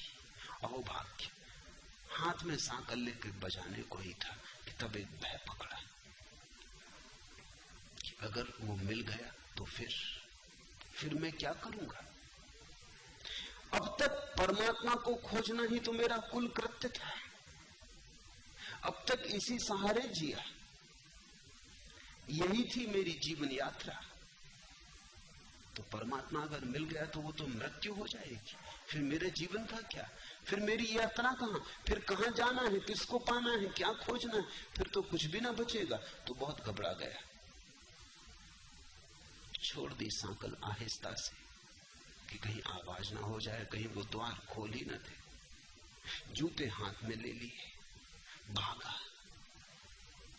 तो तब से भाग रहा हूं, अब भी खोजता हूं। रविन्द्रनाथ ने लिखा है उस गीत में, अब भी खोजता हूं परमात्मा को, हालांकि मुझे पता है उसका घर कहां है। उस जगह को भर छोड़ के सब जगह खोजता हूं, क्योंकि खोजना ही जीवन है। उस जगह पर जाने से बचता हूं, उस घर की तरफ भर नहीं जाता, वहां से किनारा काट लेता हूं और सब जगह पूछता फिरता हूं परमात्मा कहां है। और मुझे पता है कि परमात्मा कहां है। मेरे देखे बहुत लोग अनंत जन्मों की यात्रा में कई बार उस घर के करीब पहुंच गए, लेकिन घबरा गए। ऐसे घबरा गए कि सब भूल गया, वो घबराहट नहीं भूली है अभी तक। इसलिए लोग ध्यान करने को आसानी से उत्सुक नहीं होते। ध्यान वगैरह की बात से ही लोग डरते हैं, बचते हैं। परमात्मा शब्द का औपचारिक उपयोग कर लेते हैं, लेकिन परमात्मा को कभी जीवन की गहरी खोज नहीं बनने देते। मंदिर मस्जिद हो आते हैं, सामाजिक औपचारिकता है, लोकाचार, जाना चाहिए इसलिए चले जाते। लेकिन कभी मंदिर को, मस्जिद को हृदय में नहीं बसने देते, उतना खतरा मोल नहीं लेते, दूर दूर रखते हैं परमात्मा को। उसका कारण होगा कहीं किसी गहन अनुभव में, कहीं छिपी किसी गहरी स्मृति में कोई भय का अनुभव छिपा है। कभी लड़खड़ा गए होंगे उसके घर के पास। अब जिन मित्र को यह अनुभव हुआ है, अगर वो ठीक से न समझे तो घबराने लगेंगे। अब रास्ते पर ऐसा घबरा के बैठ जाना, हाथ पैर कब जाना, हृदय का जोर से धड़कने लगना, श्वास का बेतहासा चलने लगना, कुछ से कुछ हो जाए, ऐसे ध्यान से दूर ही रहना अच्छा। ये तो झंझट की बात है। फिर लौट आए सो ठीक, अगर न लौट पाए तो, अगर ऐसे ही बैठे रह जाएं रास्ते के किनारे तो लोग पागल समझ लेंगे। घड़ी दो घड़ी तो ठीक, फिर पुलिस आ जाएगी, फिर पास पड़ोस के लोग कहेंगे अब इनको उठाओ अस्पताल भेजो, क्या हो गया। चिकित्सक इंजेक्शन देने लगेंगे कि इनका होश खो गया, कि मस्तिष्क खराब हो गया। मेरे एक मित्र ने लिखा है, सन्यासी है, कि यहां से गए तो नाचते हुए आनंदित होकर गए। घर के लोगों ने कभी उन्हें नाचते और आनंदित तो देखा नहीं था। जब वो घर नाच से आनंदित पहुंचे, लोगों ने समझा पागल हो गए। घर के लोगों ने एकदम दौड़ कर उनको पकड़ लिया कि बैठो, क्या हो गया तुमको। अरे उनका मुझे कुछ हुआ नहीं, मैं बड़ा प्रसन्न हूं, आनंदित। वो जितने ज्ञान की बातें करें घर के लोग, उतने संदिग्ध हुए कि गड़बड़ हो गई। वो उन्हें घर से न निकलने दे, जबरदस्ती उनको अस्पताल में भर्ती करवा दिया। उनका पत्र आया कि मैं बड़ा हंस रहा हूं यहाँ अस्पताल में, ये खूब मजा है, मैं दुखी था, मुझे कोई अस्पताल न लाया, अब मैं प्रसन्न हूं तो लोग मुझे अस्पताल ले आए। मैं देख रहा हूं खेल, मगर वो समझते हैं कि मैं पागल हूं, और जितना वो मुझे समझते हैं कि पागल हूं, उतनी मुझे हंसी आती। जितनी मुझे हंसी आती वो समझते हैं बिल्कुल गए काम से।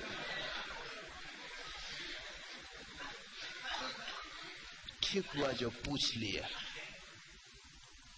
घबराना मत, ये अनुभव धीरे धीरे शांत हो जाएगा। साक्षी भाव रखना, ऐसा स्वाभाविक है।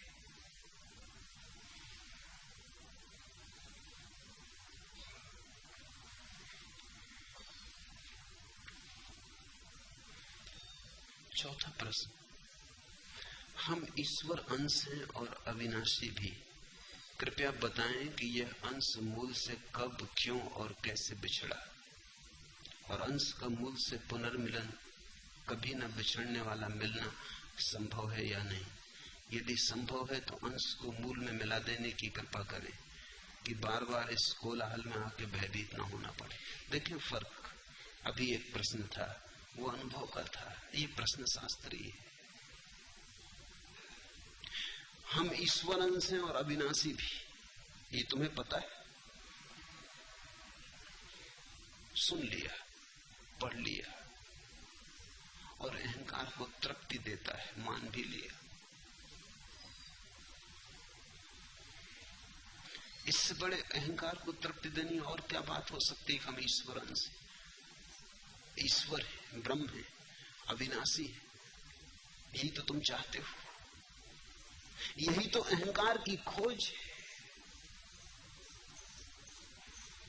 यही तो तुम्हारी गहरी से गहरी आकांक्षा है कि अविनाशी हो जाओ, ईश्वर अंश हो जाओ, ब्रह्म स्वरूप हो जाओ, सारे जगत के मालिक हो जाओ। हम ईश्वर अंश हैं और अविनाशी भी, ऐसा तुम्हें पता है? अगर तुम्हें पता है तो प्रश्न की कोई जरूरत नहीं। अगर तुम्हें पता नहीं है तो ये बात लिखनी व्यर्थ है, फिर प्रश्न ही लिखना काफी है। कृपया बताएं कि ये अंश मूल से कब, क्यों और कैसे बिछड़ा।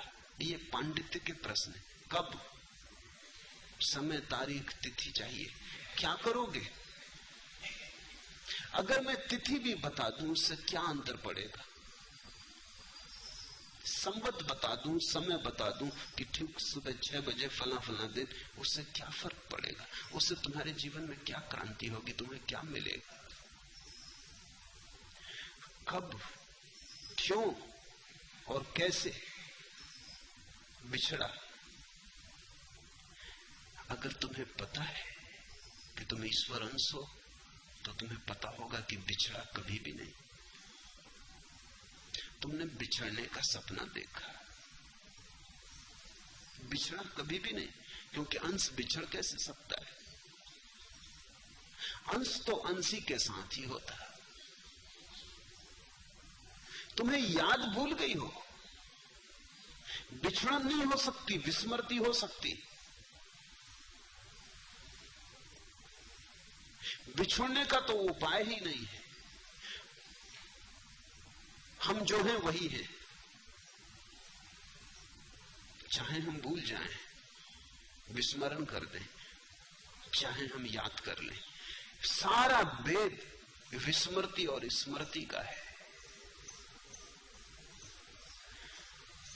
मूल से कब, क्यों और कैसे बिछड़ा। बिछड़ा होता तो हम बता देते कि कब, क्यों और कैसे बिछड़ा। बिछड़ा नहीं। रात तुम सोए, तुमने सपना देखा कि सपने में तुम घोड़े हो गए।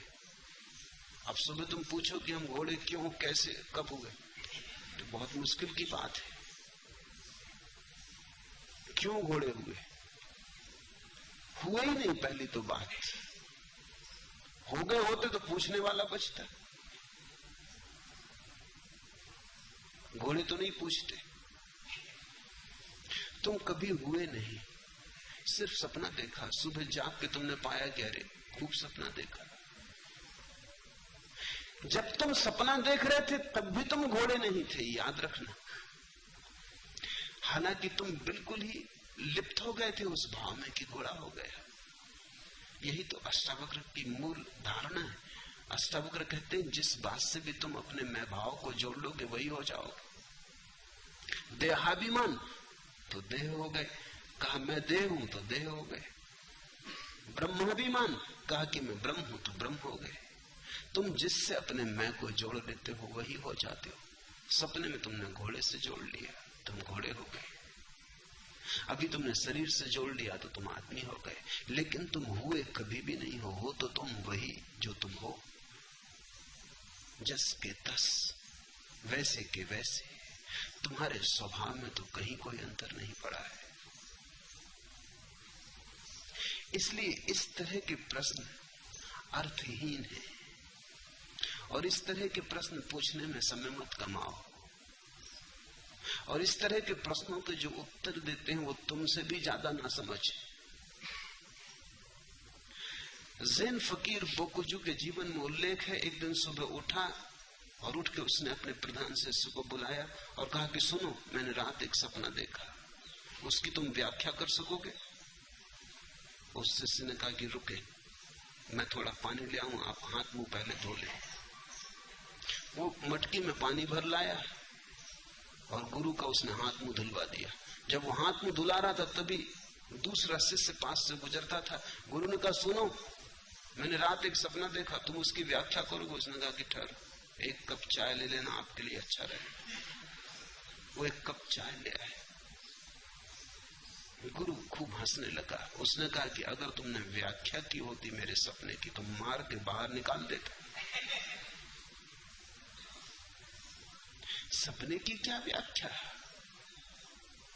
अब देख भी लिया, जाग भी गया, अब छोड़ो पंचायत। शिष्यों ने बिल्कुल ठीक उत्तर दिए।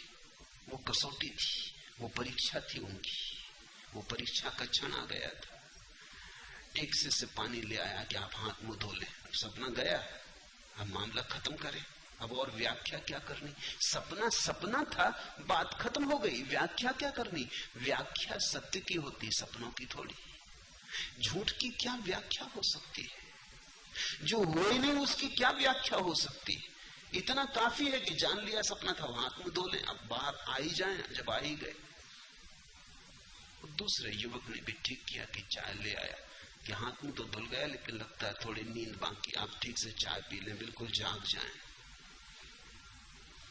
यही मैं तुमसे कहता हूं, हाथ मुंह धो लो, चाय पी लो। तुम कभी अलग हुए नहीं, अलग होने का कोई उपाय नहीं। फिर पूछते हैं अंश का मूल से पुनर्मिलन, कभी ना बिछड़ने वाला मिलन संभव है या नहीं? जब तुम बिछड़े ही नहीं तो मिलन की बात ही बकवास है। इसलिए तो अष्टावक्र कहते हैं कि मुक्ति का अनुष्ठान, मुक्ति का बंधन। वो क्या कह रहे हैं? वो ये कह रहे हैं जिससे तुम कभी अलग ही नहीं हुए उससे मिलने की योजना तो हद हो गई पागलपन की। तो ये योजना ही तुम्हें मिलने न देगी। थोड़ा सोचो, अगर तुम अपने घर के बाहर कभी गए ही नहीं तो घर लौटने की चेष्टा तुम्हें जागने न देगी। एक शराबी रात घर लौटा, ज्यादा पी गया, दरवाजे पर टटोल के तो देखा लेकिन समझ में ना आया अपना मकान है। उसकी मां ने दरवाजा खोला तो उसने कहा, हे बूढ़ी मां, मुझे मेरा घर का पता बता दे। वो बूढ़ी कहने लगी, तू मेरा बेटा है, मैं तेरी मां हूं पागल, ये तेरा घर है। उसने कहा कि मुझे भरमाओ मत, मुझे भटकाओ मत। इतना मुझे पक्का है कि घर यहीं कहीं है, लेकिन कहां? मोहल्ले के लोग इकट्ठे हो गए, लोग समझाने लगे। अब शराबी को समझाने की जरूरत नहीं होती। शराबी को जो समझाएं वो भी शराब पिए। वो समझाने लगे कि यही तेरा घर है, सिद्ध करने लगे, प्रमाण जुटाने लगे कि देख ये देख। इतनी बात समझ ही नहीं रहे कि वो आदमी शराब पिए, कहां प्रमाण। उसे न मालूम क्या क्या दिखाई पड़ रहा है जिसकी तुम सोच भी नहीं कर सकते। जो तुम्हें दिखाई पड़ रहा है उसे दिखाई पड़ ही नहीं रहा, वो किसी दूसरे लोक में है। वो अपनी मां को नहीं पहचान रहा, क्या खाक अपने घर को पहचानेगा? वो अपने को नहीं पहचान रहा, वो क्या किसी और को पहचानेगा? उसके पीछे एक दूसरा शराबी आया, वो अपनी बैलगाड़ी जोते चला आ रहा, तो उसने कहा कि तुम मेरी बैलगाड़ी में बैठ, मैं तुझे पहुंचा दूंगा तेरे घर। उसने कहा कि ये आदमी ठीक मालूम होता है। सदगुरु मिल गए। ये सब तो ना समझते। हम पूछते हैं हमारा घर कहां है, बस वो एक ही रट लगाए हुए कि यही तेरा घर। हम क्या अंधे? ये आदमी सदगुरु है। तुम ध्यान रखना, तुम गलत प्रश्न पूछोगे, तुम गलत गुरुओं के जाल में पड़ जाओगे। एक बार तुमने गलत प्रश्न पूछा तो कोई ना कोई गलत उत्तर देने वाला मिल ही जाएगा। ये जीवन का नियम है। पूछो कि उत्तर देने वाला तैयार है। सच तो ये कि तुम न पूछो तो उत्तर देने वाले तैयार है, वो तुम्हें खोज ही रहे। इस तरह के प्रश्न पूछ के तुम केवल उलझनों में अपने को डालने का आयोजन करते हो। क्या पुनर्मिलन संभव है? बिछड़न हुई ही नहीं, विदा कभी ली ही नहीं, पुनर्मिलन की बात ही क्या करनी। और फिर पूछते हैं कि क्या न बिछुड़ने वाला मिलन संभव है? कहीं ऐसा ना हो कि मिलन हो फिर बिछड़ जाए। ये सारी बातें सार्थक मालूम पड़ती हैं क्योंकि हमें याद ही नहीं कि हम कौन हैं। परमात्मा अगर भिन्न हो तो ये बातें सब सच है। परमात्मा तुम्हारा स्वभाव है। स्वभाव को भूल सकते हैं, ये भी हमारे स्वभाव में है कि हम स्वभाव को भूल सकते हैं। एक मित्र ने पूछा है कि अगर आत्मा शुद्ध बुद्ध है और आत्मा अगर मुक्त है और आत्मा अगर असीम ऊर्जा है, परम स्वतंत्रता है, तो फिर वासना का जन्म कैसे हुआ? ये भी आत्मा की स्वतंत्रता है कि अगर वासना करना चाहे तो कर सकती। अगर आत्मा वासना न कर सके तो परतंत्र हो जाएगी। थोड़ा सोचो, संसार तुम्हारी स्वतंत्रता है, तुमने चाहा तो हो गया, तुम्हारी चाह मुक्त है। तुम चाहो तो अभी ना हो जाए, तुम चाहो तो अभी फिर हो जाए। तो मैं तुमसे ये नहीं कह सकता कि न बिछुड़ने वाला मिलन कैसे होगा। बिछड़न तो कभी हुई नहीं है, लेकिन आत्मा की ये परम स्वतंत्रता है कि वो जब चाहे जिस चीज को भूल जाए और जिस चीज को चाहे याद कर ले। अगर आत्मा की ये संभावना न हो तो आत्मा सीमित हो जाएगी, उसकी मुक्ति बंधित हो जाएगी, उस पर आरोपण हो जाएगा, उपाधि हो जाएगी। पश्चिम में एक विचारक हुआ डिडरो, उसने सिद्ध किया है कि ईश्वर पूर्ण शक्तिमान नहीं, सर्वशक्तिमान नहीं।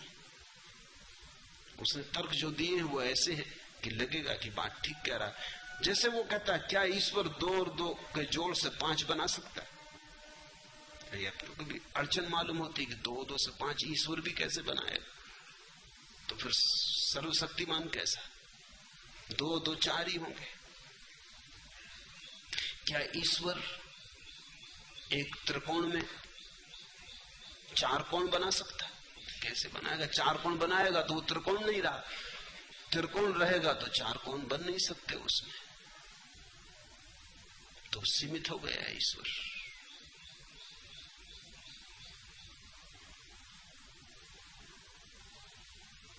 ईसाइयों की जो ईश्वर के बाबत धारणा है उसको तो दिदरों ने झचकोर दिया, लेकिन अगर दिदरों को भारतीयों की धारणा पता होती तो मुश्किल में पड़ जाता।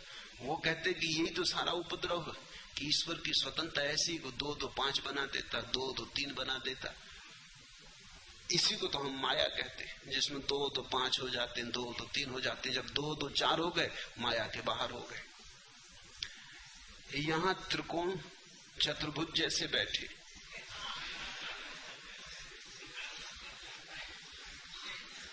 यहां बड़ा धोखा चल रहा है। यहां कोई कुछ समझे है, कोई कुछ समझे, जो जैसा है वैसे भर का पता नहीं रहा। 2 2 4 नहीं रहे, एक बात पक्की और सब हो गया।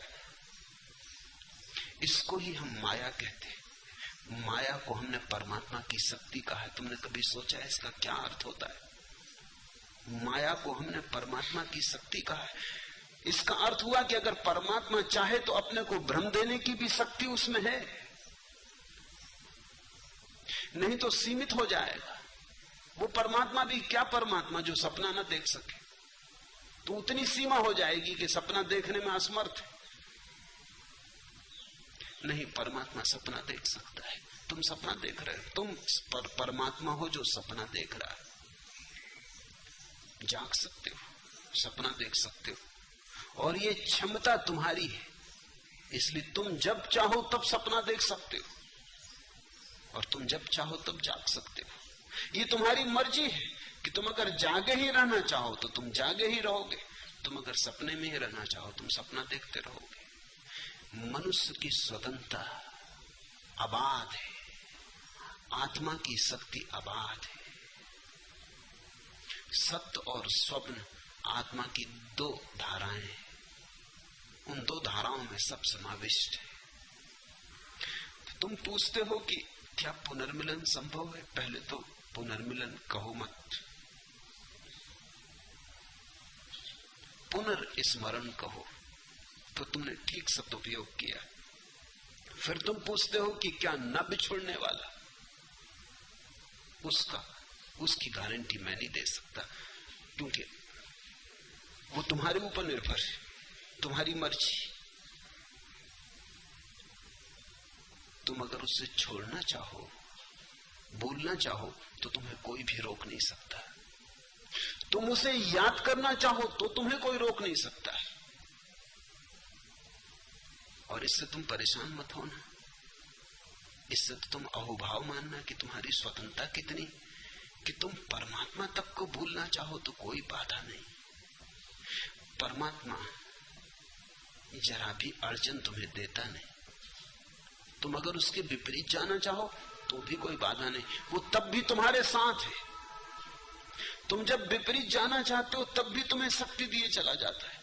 सूफी फकीर हसन ने लिखा है कि मैंने एक रात परमात्मा से पूछा कि इस गांव में सबसे श्रेष्ठ धर्मात्मा पुरुष कौन है? तो परमात्मा ने मुझे कहा कि वही जो तेरे पड़ोस में रहता है। उस पे तो कभी हसन ने ख्याल ही न दिया था। वो तो बड़ा सीधा साधा आदमी था, सीधे साधे आदमियों पर कोई ख्याल देता? ख्याल तो उपद्रवियों पर जाता है। सीधा साधा आदमी था, चुपचाप रहता था, साधारण आदमी था, अपनी मस्ती में था, न किसी से लेना न देना, किसी ने ख्याल ही न दिया था। हसन ने कहा यह आदमी सबसे बड़ा पुण्यात्मा। दूसरे दिन सुबह गौर से देखा तो लगा कि बड़ी प्रभा है इस आदमी की। दूसरी रात उसने फिर परमात्मा से कहा कि अब एक प्रश्न और, ये तो अच्छा हुआ आपने बता दिया, पूजा करूंगा इस पुरुष की, नमन करूंगा ऐसे, ये मेरा गुरु हुआ। अब एक बात और बता, मैं इस गांव में सबसे बुरा कौन आदमी जिससे मैं बचूं? परमात्मा ने कहा वही तेरा पड़ोसी। ये जरा उलझन की बात। तो परमात्मा ने कहा मैं क्या करूं? कल रात वो अच्छे भाव में था, आज बुरे भाव में, मैं कुछ कर सकता नहीं। कल सुबह मैं कह नहीं सकता कि क्या हालत होगी, वो फिर अच्छे भाव में आ सकता। आत्मा परम स्वतंत्र है, उसमें कोई बंधन नहीं है। इस परम स्वतंत्रता को ही हम मोक्ष कहते हैं। मोक्ष में यह बात समाविष्ट है कि तुम चाहो भूलना तो तुम्हें कोई रोक नहीं सकता। वो मोक्ष भी क्या मोक्ष होगा जिसके तुम बाहर निकलना चाहो और निकल ना सको। मैंने सुना है कि ईसाई पादरी मरा, स्वर्ग पहुंचा, तो बड़ा हैरान हुआ। कई लोग उसने देखे जंजीरों में, बेड़ियों में बंधे पड़े। उसने कहा ये मामला क्या है? स्वर्ग में जंजीरें, बेड़ियां। उन्होंने कहा ये वापस, ये अमेरिकन है, वापस अमेरिका जाना चाहते। ये कहते वहीं ज्यादा मजा था। इनको हथकड़ियां डालनी पड़ी क्योंकि ये तो जरा स्वर्ग की तौहीन हो जाएगी। ये कहते हैं स्वर्ग में हमें रहना नहीं, हमें वापस अमेरिका जाना, वहां ज्यादा मजा था। इन अप्सराओं से बेहतर स्त्रियां वहां थी, शराब इससे बेहतर शराब वहां थी, मकान इससे ऊंचे मकान वहां थे। भी तुम कहां के पुराने जमाने के मकानों को बना के बैठे।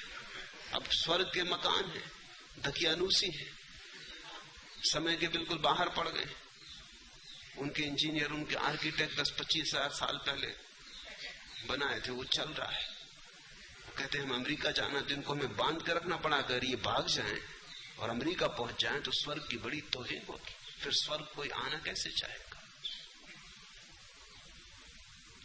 लेकिन स्वर्ग क्या रहा अगर वहां हथकड़ियां डली? इससे तो फिर नरक बेहतर, कम से कम हथकड़ियां तो नहीं। एक बात ध्यान रखना, स्वतंत्रता यानी स्वर्ग, मुक्ति यानी मोक्ष। तुम अपनी स्वतंत्रता से जहां हो वही मुक्ति है। और ये अंतिम घटना है, ये अंतिम बेशर्त बात है, इसके ऊपर कोई शर्त नहीं। तो अगर किसी मुक्तात्मा की मर्जी हो जाए कि फिर वापस लौटना संसार में, तो कोई रोक सकता नहीं। लौटती नहीं मुक्तात्मा है, ये दूसरी बात है। लेकिन अगर कोई मुक्तात्मा लौटनी चाहे तो कोई रोक सकता नहीं, क्योंकि कौन रोकेगा? और अगर कोई रोक ले तो मुक्तात्मा मुक्त कहां रही? तुम निकलने लगे स्वर्ग के दरवाजे से, उन्होंने कहा रुको, बाहर न जाने देंगे। ये स्वर्ग है, कहां जा रहे हो? ये स्वर्ग इसी क्षण समाप्त हो गया। मैं तुमसे ये नहीं कह रहा हूं कि मुक्त आत्माएं लौटती हैं, मैं ये कहता हूं कि लौटना चाहे तो कोई रोक नहीं सकता। इसलिए मैं तुम्हें गारंटी नहीं दे सकता। तुम अगर लौटना चाहो तो मैं क्या करूंगा? तुम अगर परमात्मा को भूलना चाहो तो मैं क्या करूंगा? मैं सिर्फ तुम्हारी पूर्ण मुक्ति की घोषणा करता हूं।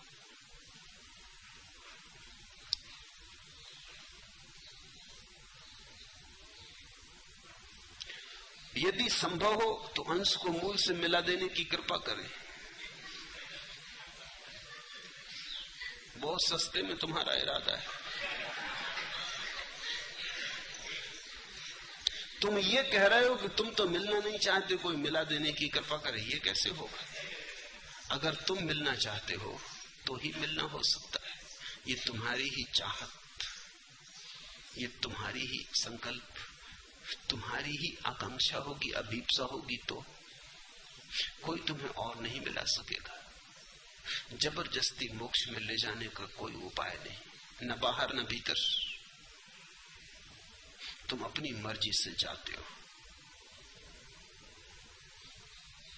और अगर मैं किसी तरह मिला भी दूं तो तुम फिर छूट जाओगे, क्योंकि वो बाहर से लाई हुई घटना तुम्हारी आत्मा का संबंध न बन पाएगी, वो जबरदस्ती होगी। ये हो नहीं सकता, अन्यथा एक ही बुद्ध पुरुष सारी दुनिया को मुक्त कर देता। एक बुद्ध पुरुष काफी था, वो सबको मुक्त कर देता, सबको मिला देता।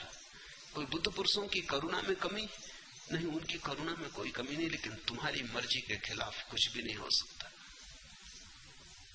और तुम्हारी मर्जी हो तो अभी हो सकता, इसी क्षण हो सकता। सुखी भव, अभी हो जाओ। और ये दूसरे से आकांक्षा रखना कि कोई तुम्हें मिला दे परमात्मा से, यही संसार में लौटने का उपाय है। दूसरे की आकांक्षा ही संसार में लौटने का उपाय है। कोई दूसरा सुख दे, कोई दूसरा प्रेम दे, कोई दूसरा आदर दे, वही पुरानी आदत अब कहती है कोई दूसरा मुक्त करवा दे, परमात्मा से मिला दे। मगर दूसरा, तुम कब तक कमजोर, निर्बल, नपुंसक बने रहोगे? कब तुम जागोगे अपने बल के प्रति? कब तुम अपनी वीरी की घोषणा करोगे? कब तुम अपने पैरों पर खड़े होगे? कभी पत्नी के कंधे पे झुके रहे, कभी सत्ताधिकारियों के कंधे पे झुके रहे, कभी नेताओं के कंधों पे झुके रहे। मैंने सुना है दिल्ली के पास कुछ मजदूर सड़क पर काम करने भेजे गए। वो वहां पहुंच तो गए, लेकिन पहुंच के पता चला कि अपने फावड़े भूल आए, कुदालियां फावड़े नहीं लाए। उन्होंने वहां से फोन किया इंजीनियर को कि कुदाली फावड़े हम भूल आए, तत्काल भेजो। उन्होंने कहा भेजते, तब तक तुम एक दूसरे के कंधे पर झुके रहो। मजदूर करते ही यही काम है, कुल्हाड़ी फावड़ा लेकर उस पर झुक के खड़े रहते हैं, विश्राम का सहारा। उस इंजीनियर ने कहा मैं भेजता हूं जितने जल्दी हो सके, तब तक तुम ऐसा करो एक दूसरे के कंधे पे झुके रहो। हम झुके हैं, कंधे बदल लेते हैं। फिर इन सब से छुटकारा हुआ तो गुरु का कंधा, कि अब कोई गुरु लगा दे पार, कि चलो तुम ही तारण तरण, तुम ही पार लगा दो। तुम अपनी घोषणा, अपने स्वत्व की घोषणा कब करोगे? तुम्हारी स्वत्व की घोषणा में ही तुम्हारे स्वभाव की संभावना है, फूलने की, खिलने की। ये कब तक तुम शरण गहोगे? कब तक तुम भिखारी रहने की जिद बांधे बैठे हो? परमात्मा भी भिक्षा में मिल जाए। जागो इस तंद्रा से। ऐसी कृपा करें कि बार बार इस कोलाहल में आके भयभीत न होना पड़े। इस कोलाहल में तुम आना चाहते हो इसलिए आते हो, और मजा यह है कि तुमको अगर एकांत में रखा जाए तो तुम भयभीत वहां भी हो जाओगे। कौन तुम्हें रोक रहा है? भाग जाओ हिमालय, बैठ जाओ एकांत में, वहां एकांत का डर लगेगा, भाग आओगे कोलाहल में वापस। कोलाहल में हम इसलिए रह रहे हैं कि एकांत में डर लगता है, अकेले रह नहीं सकते, भीड़ में बुरा लगता है, बड़ा मुश्किल है मामला। ना अकेले रह सकते ना भीड़ में रह सकते। तुमने कभी देखा जब तुम अकेले छूट जाते हो तो क्या होता है? अंधेरी रात में अकेले हो जंगल में, क्या होता है? आनंद आता है। कोलाहल में ज्यादा बेहतर लगता है, कोई मिल जाए, कोई बातचीत हो जाए। अकेले में तुम बहुत घबराने लगते हो कि मरे, अकेले में तो मौत लगती है। परमात्मा में डूबोगे तो बिल्कुल अकेले रह जाओगे, क्योंकि दो परमात्मा नहीं है दुनिया में, एक परमात्मा है। डूबे कि अकेले हुए। परमात्मा में डूबे कि तुम ना रहे, परमात्मा परमात्मा ना रहा, बस एक ही बचा। इसलिए तो ध्यान की तैयारी करनी पड़ती, ताकि तुम एकांत का थोड़ा रस लेने लगो। इसके पहले कि परम एकांत में उतरो, एकांत में थोड़ा आनंद आने लगे, धुन बजने लगे, गीत गूंजने लगे, एकांत में रस आने लगे, तो फिर तुम परम एकांत में उतर सकोगे। ये अभ्यास है परमात्मा को झेलने का। अगर तुम मुझसे पूछो तो मैं कहूंगा कि ध्यान परमात्मा को पाने की प्रक्रिया नहीं। परमात्मा तो बिना ध्यान के भी पाया जा सकता है। ध्यान परमात्मा को झेलने का अभ्यास। ध्यान पात्रता देता है कि तुम झेल सको। परम एकांत उतरेगा, फिर तुम बिल्कुल अकेले रह जाओगे। फिर न रेडियो, न टेलीविजन, न अखबार, न मित्र, न क्लब, न सभा समाज, कुछ भी नहीं। बिल्कुल अकेले रह जाओगे। उस अकेले की तैयारी है। मैं तो तैयार हूं तुम्हें कोलाहल के बाहर ले चलूं, लेकिन तुम तैयार हो? तुम अकेले में भी बैठते हो तो तुम्हारे सिर में कोलाहल चलाने लगते हो। जिन मित्रों को घर छोड़ा है उनसे सिर में बात करने लगते हो। जिस पत्नी को घर छोड़ा है उससे सिर में बात करने लगते हो। सारी भीड़ फिर इकट्ठी कर लेते हो, कल्पना का जाल बुनने लगते हो। अकेले तुम रह ही नहीं सकते, इसलिए तो तुम बार बार लौट आते हो। संसार में तुम अकारण नहीं लौट रहे हो, संसार में तुम अपने ही कारण लौट रहे हो। यह कोलाहल तुमने चाहा है, इसलिए तुम्हें मिला है। आदमी का हयात कुछ भी नहीं। बात यह है कि बात कुछ भी नहीं। आदमी का हयात कुछ भी नहीं। आदमी की जिंदगी कोई जिंदगी थोड़ी है, जिंदगी तो परमात्मा की है। बात यह है कि बात कुछ भी नहीं। आदमी तो बेबात की बात है।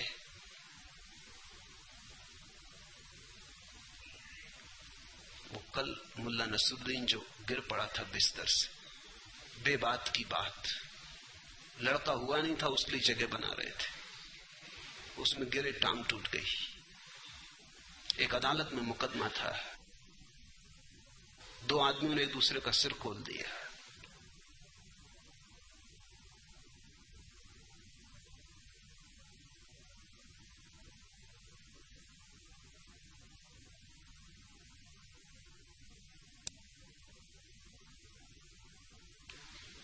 मजिस्ट्रेट ने पूछा मामला क्या है। वो दोनों बड़े सच्चा, उन्होंने कहा मामला क्या बताएं, मामला बताने में बड़ा संकोच होता। आप तो जो सजा देना हो दे दो। उसने कहा फिर मामला भी तो पता चले, सजा किसको देने। तो वो दोनों एक दूसरे की तरफ देखें कि तुम ही कह दो। फिर मजबूरी में जब मजिस्ट्रेट नाराज होने लगा कि कहते हो या नहीं, तो फिर उन्होंने बताया कि मामला ऐसा, हम दोनों मित्र बैठे थे नदी के किनारे रेत में। ये मित्र कहने लगा कि मैं एक भैंस खरीद रहा हूं। मैंने कहा भैंस मत खरीदो, क्योंकि मैं एक खेत खरीद रहा हूं और तुम्हारी भैंस खेत में घुस जाए तो अपनी जिंदगी भर की दोस्ती खराब हो जाए।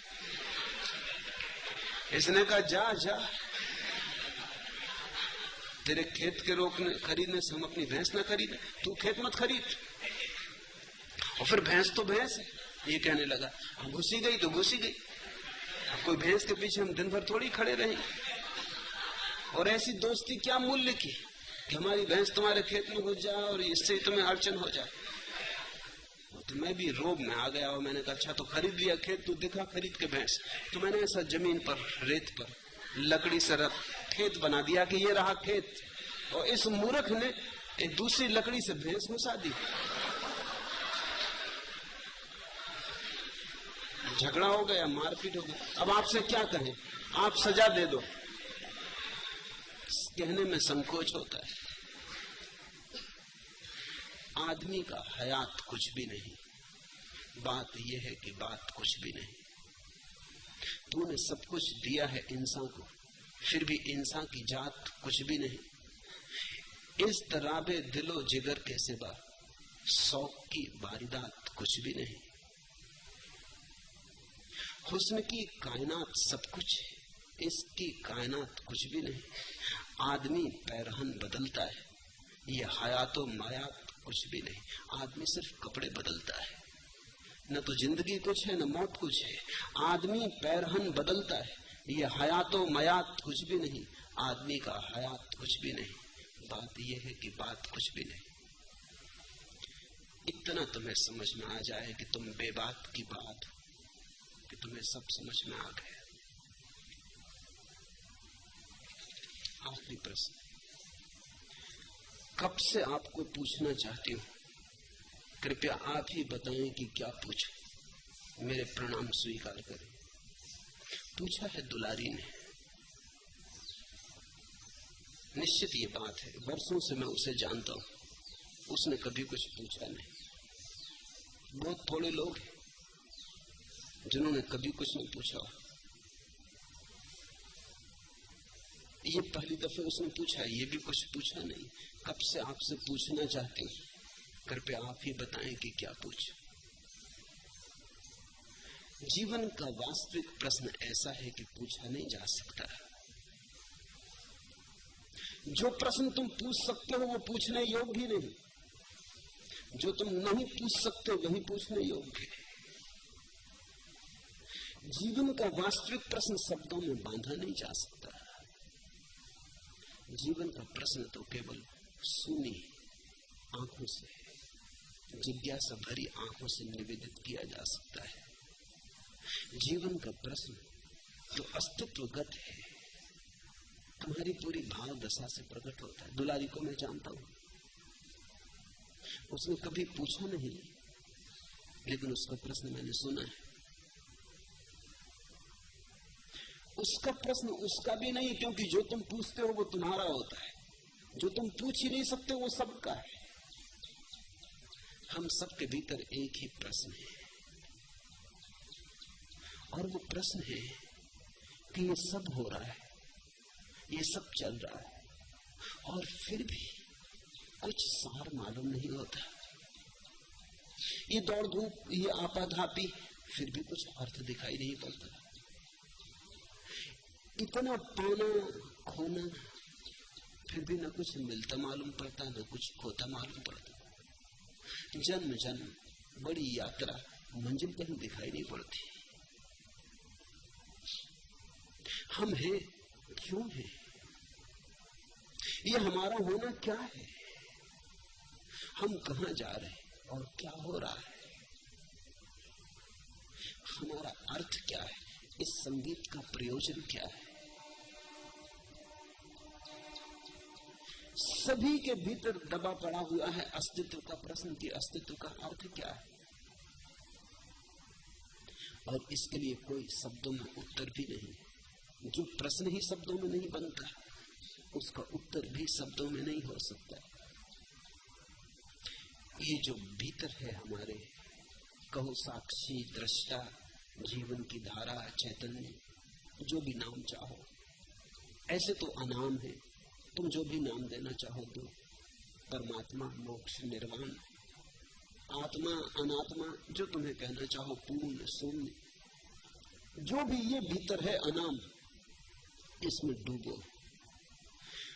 इसमें डूबने से ही प्रश्न धीरे धीरे विसर्जित हो जाएगा। उत्तर मिलेगा ऐसा मैं नहीं कह रहा हूं, सिर्फ प्रश्न विसर्जित हो जाएगा। और प्रश्न के विसर्जित हो जाने पे तुम्हारी जो चैतन्य की दशा होती है वही उत्तर है। उत्तर मिलेगा ऐसा मैं नहीं कह रहा।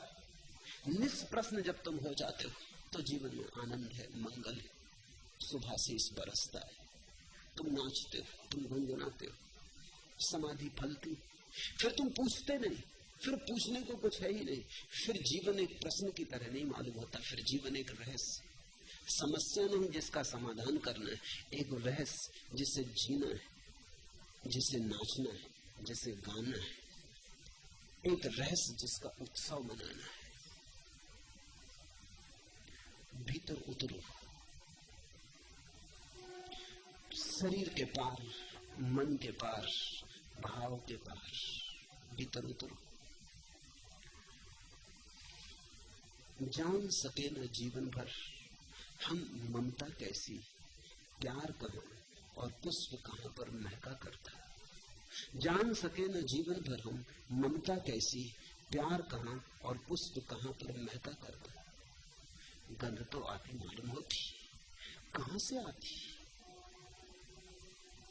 जीवन है, इसकी छाया तो पड़ती, पर इसका मूल कहां? प्रतिबिंब तो झलकता है, लेकिन मूल कहां? प्रतिध्वनि तो गूंजती है पहाड़ों पर, लेकिन मूल ध्वनि कहां है? जान सके न जीवन भर हम ममता कैसी, प्यार कहां और पुष्प कहां पर महका करता। मिली दुलारी आहों की और हास मिला है सूलों का। जान सके न जीवन भर हम सौरभ कैसा, पराग कहां और मेघ कहां पर वर्षा करता। पर मेघ बरस रहा है तुम्हारे ही गहनतम अंतस्तल में, फूल महक रहा है तुम्हारे ही गहन अंतस्तल में, कस्तूरी कुंडल बसे। ये जो महक तुम्हें घेर रही है और प्रश्न बन गई है कहां से आती, ये महक तुम्हारी, ये किसी और की नहीं। इसे अगर तुमने बाहर देखा तो मृग मरीची का बनती, माया का जाल फैलता है, जन्मों जन्मों की यात्रा चलती। जिस दिन तुमने इसे भीतर झांक के देखा, उसी दिन मंदिर के द्वार खुल गए, उसी दिन पहुंच गए अपने सुरभि के केंद्र पर। वही है प्रेम, वही है प्रभु।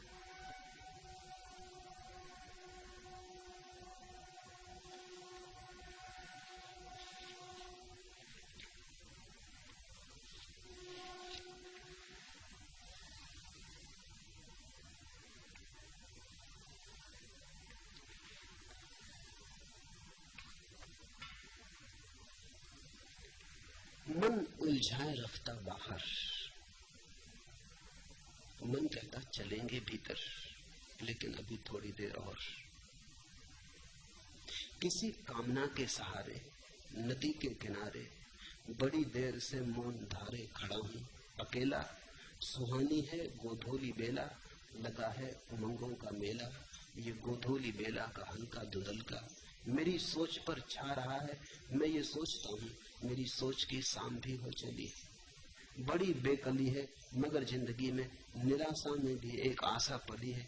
मचल अभी कुछ देर और ए दिल, सुहाने धुंधलके से हंसकर गले मिल, अभी रात आने में काफी समय। मन समझाए चला जाता थोड़ी देर और, थोड़ी देर और भुला लो अपने को सपनों में, थोड़ी देर और दौड़ लो मृग मरीचिकाओं के पीछे। बड़े सुंदर सपने, और फिर अभी मौत आने में तो बहुत देर है। इसलिए तो लोग सोचते हैं संन्यास लेंगे, प्रार्थना करेंगे, ध्यान करेंगे बुढ़ापे में, जब मृत्यु द्वार पर आके खड़ी हो जाएगी। जब एक पैर उतर चुकेगा कब्र में, तब हम एक पैर ध्यान के लिए उठाएंगे। मचल्ले अभी और कुछ और, मचल्ले अभी और कुछ देर ए दिल, सुहाने धुंधलके से हंसकर गले मिल, अभी रात आने में काफी समय। ऐसे हम टाले जाते, रात आती चली जाती, काफी समय नहीं, रात आ ही गई है। बहुत बार हमने ऐसे ही जन्म और जीवन गंवाया, मौत की हम प्रतीक्षा करते रहे। मौत आ गई ध्यान आने के पहले, एक जीवन फिर खराब गया, एक अवसर फिर व्यर्थ हुआ। अब इस बार ऐसा न हो, अब टालो मत। ये गंध तुम्हारी अपनी, ये जीवन तुम्हारे भीतर ही छिपा है। घूंघट भीतर के ही उठाने। प्रश्न कहीं बाहर पूछने का नहीं, उत्तर कहीं से बाहर से आने को नहीं। जहां से प्रश्न उठ रहा है भीतर, वही उतर चलो। प्रश्न भी साफ नहीं है, फिक्र मत करो। जहां ये गैर साफ धुंधल का है प्रश्न का, वहीं उतरो। उसी संध्या से भरी रोशनी में धुंधल के में धीरे धीरे भीतर उतरो। जहां से प्रश्न आ रहा है उसी की खोज करो। प्रश्न की बहुत फिक्र मत करो कि प्रश्न क्या है, इतनी ही फिक्र करो कहां से आ रहा है। अपने ही भीतर उस तल को खोजो, उस गहन तल को जहां से प्रश्न का बीज उमगा और जहां से प्रश्न के पत्ते उठे, वही जड़ है और वहीं तुम उत्तर पाओगे। उत्तर का अर्थ ये नहीं कि तुम्हें कोई बंधा बंधाया उत्तर निष्कर्ष वहां मिल जाएगा। उत्तर का अर्थ वहां तुम्हें जीवन का अहोभाव अनुभव होगा। वहां जीवन एक समस्या नहीं रह जाता, उत्सव बन जाता।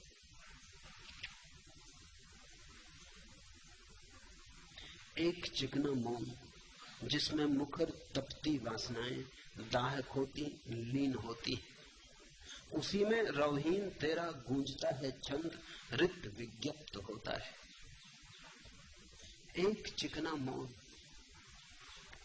जिसमें मुखर तपती वासनाएं दाहक होती लीन होती, वही भीतर एक मौन, एक शांति जिसमें सारी वासनाओं का ताप धीरे धीरे खो जाता और शांत हो जाता। उसी में रवहीन तेरा गूंजता है छंद। फिर कोई स्वर सुनाई नहीं देते, सिर्फ छंद गूंजता है, शब्दहीन स्वरहीन छंद, शुद्ध छंद गूंजता है। छंद रित विज्ञप्त होता है, वही जीवन का सत्य प्रकट होता है, रित विज्ञप्त होता है। एक काले घोल की सी रात जिसमें रूप प्रतिमा मूर्तियां सब पिघल जाती ओट पाती, एक स्वप्नातीत रूपातीत पुनीत गहरी नींद की, उसी में से तू हाथ, उसी में से तू बढ़ाकर हाथ सहसा खींच लेता है, गले मिलता है। छिपा है परमात्मा तुम्हारे भीतर। उतरो थोड़ा, छोड़ो मूर्तियों को, विचारों को, प्रतिमाओं को, धारणाओं को, मन के बुलबुले। थोड़े गहरे उतरो, जहां लहरें नहीं, जहां शब्द नहीं, जहां मौन है, जहां परम मौन मुखर है, जहां केवल मौन ही गूंजता है, उसी में रवहीन तेरा गूंजता है छंद रित विज्ञप्त होता है। उतरो वहां, उसी में से तू बढ़ाकर हाथ सहसा खींच लेता है, गले मिलता है, वही है मिलन। तुम जिसे खोजते हो तुम्हारे भीतर छिपा है। तुम जिस प्रश्न की तलाश कर रहे हो उसका उत्तर तुम्हारे भीतर छिपा है। जागो,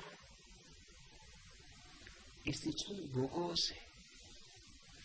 अष्टावक्र के सारे सूत्र एक ही खबर देते, पाना नहीं है उसे, पाया ही हुआ है। जागो और भोगो।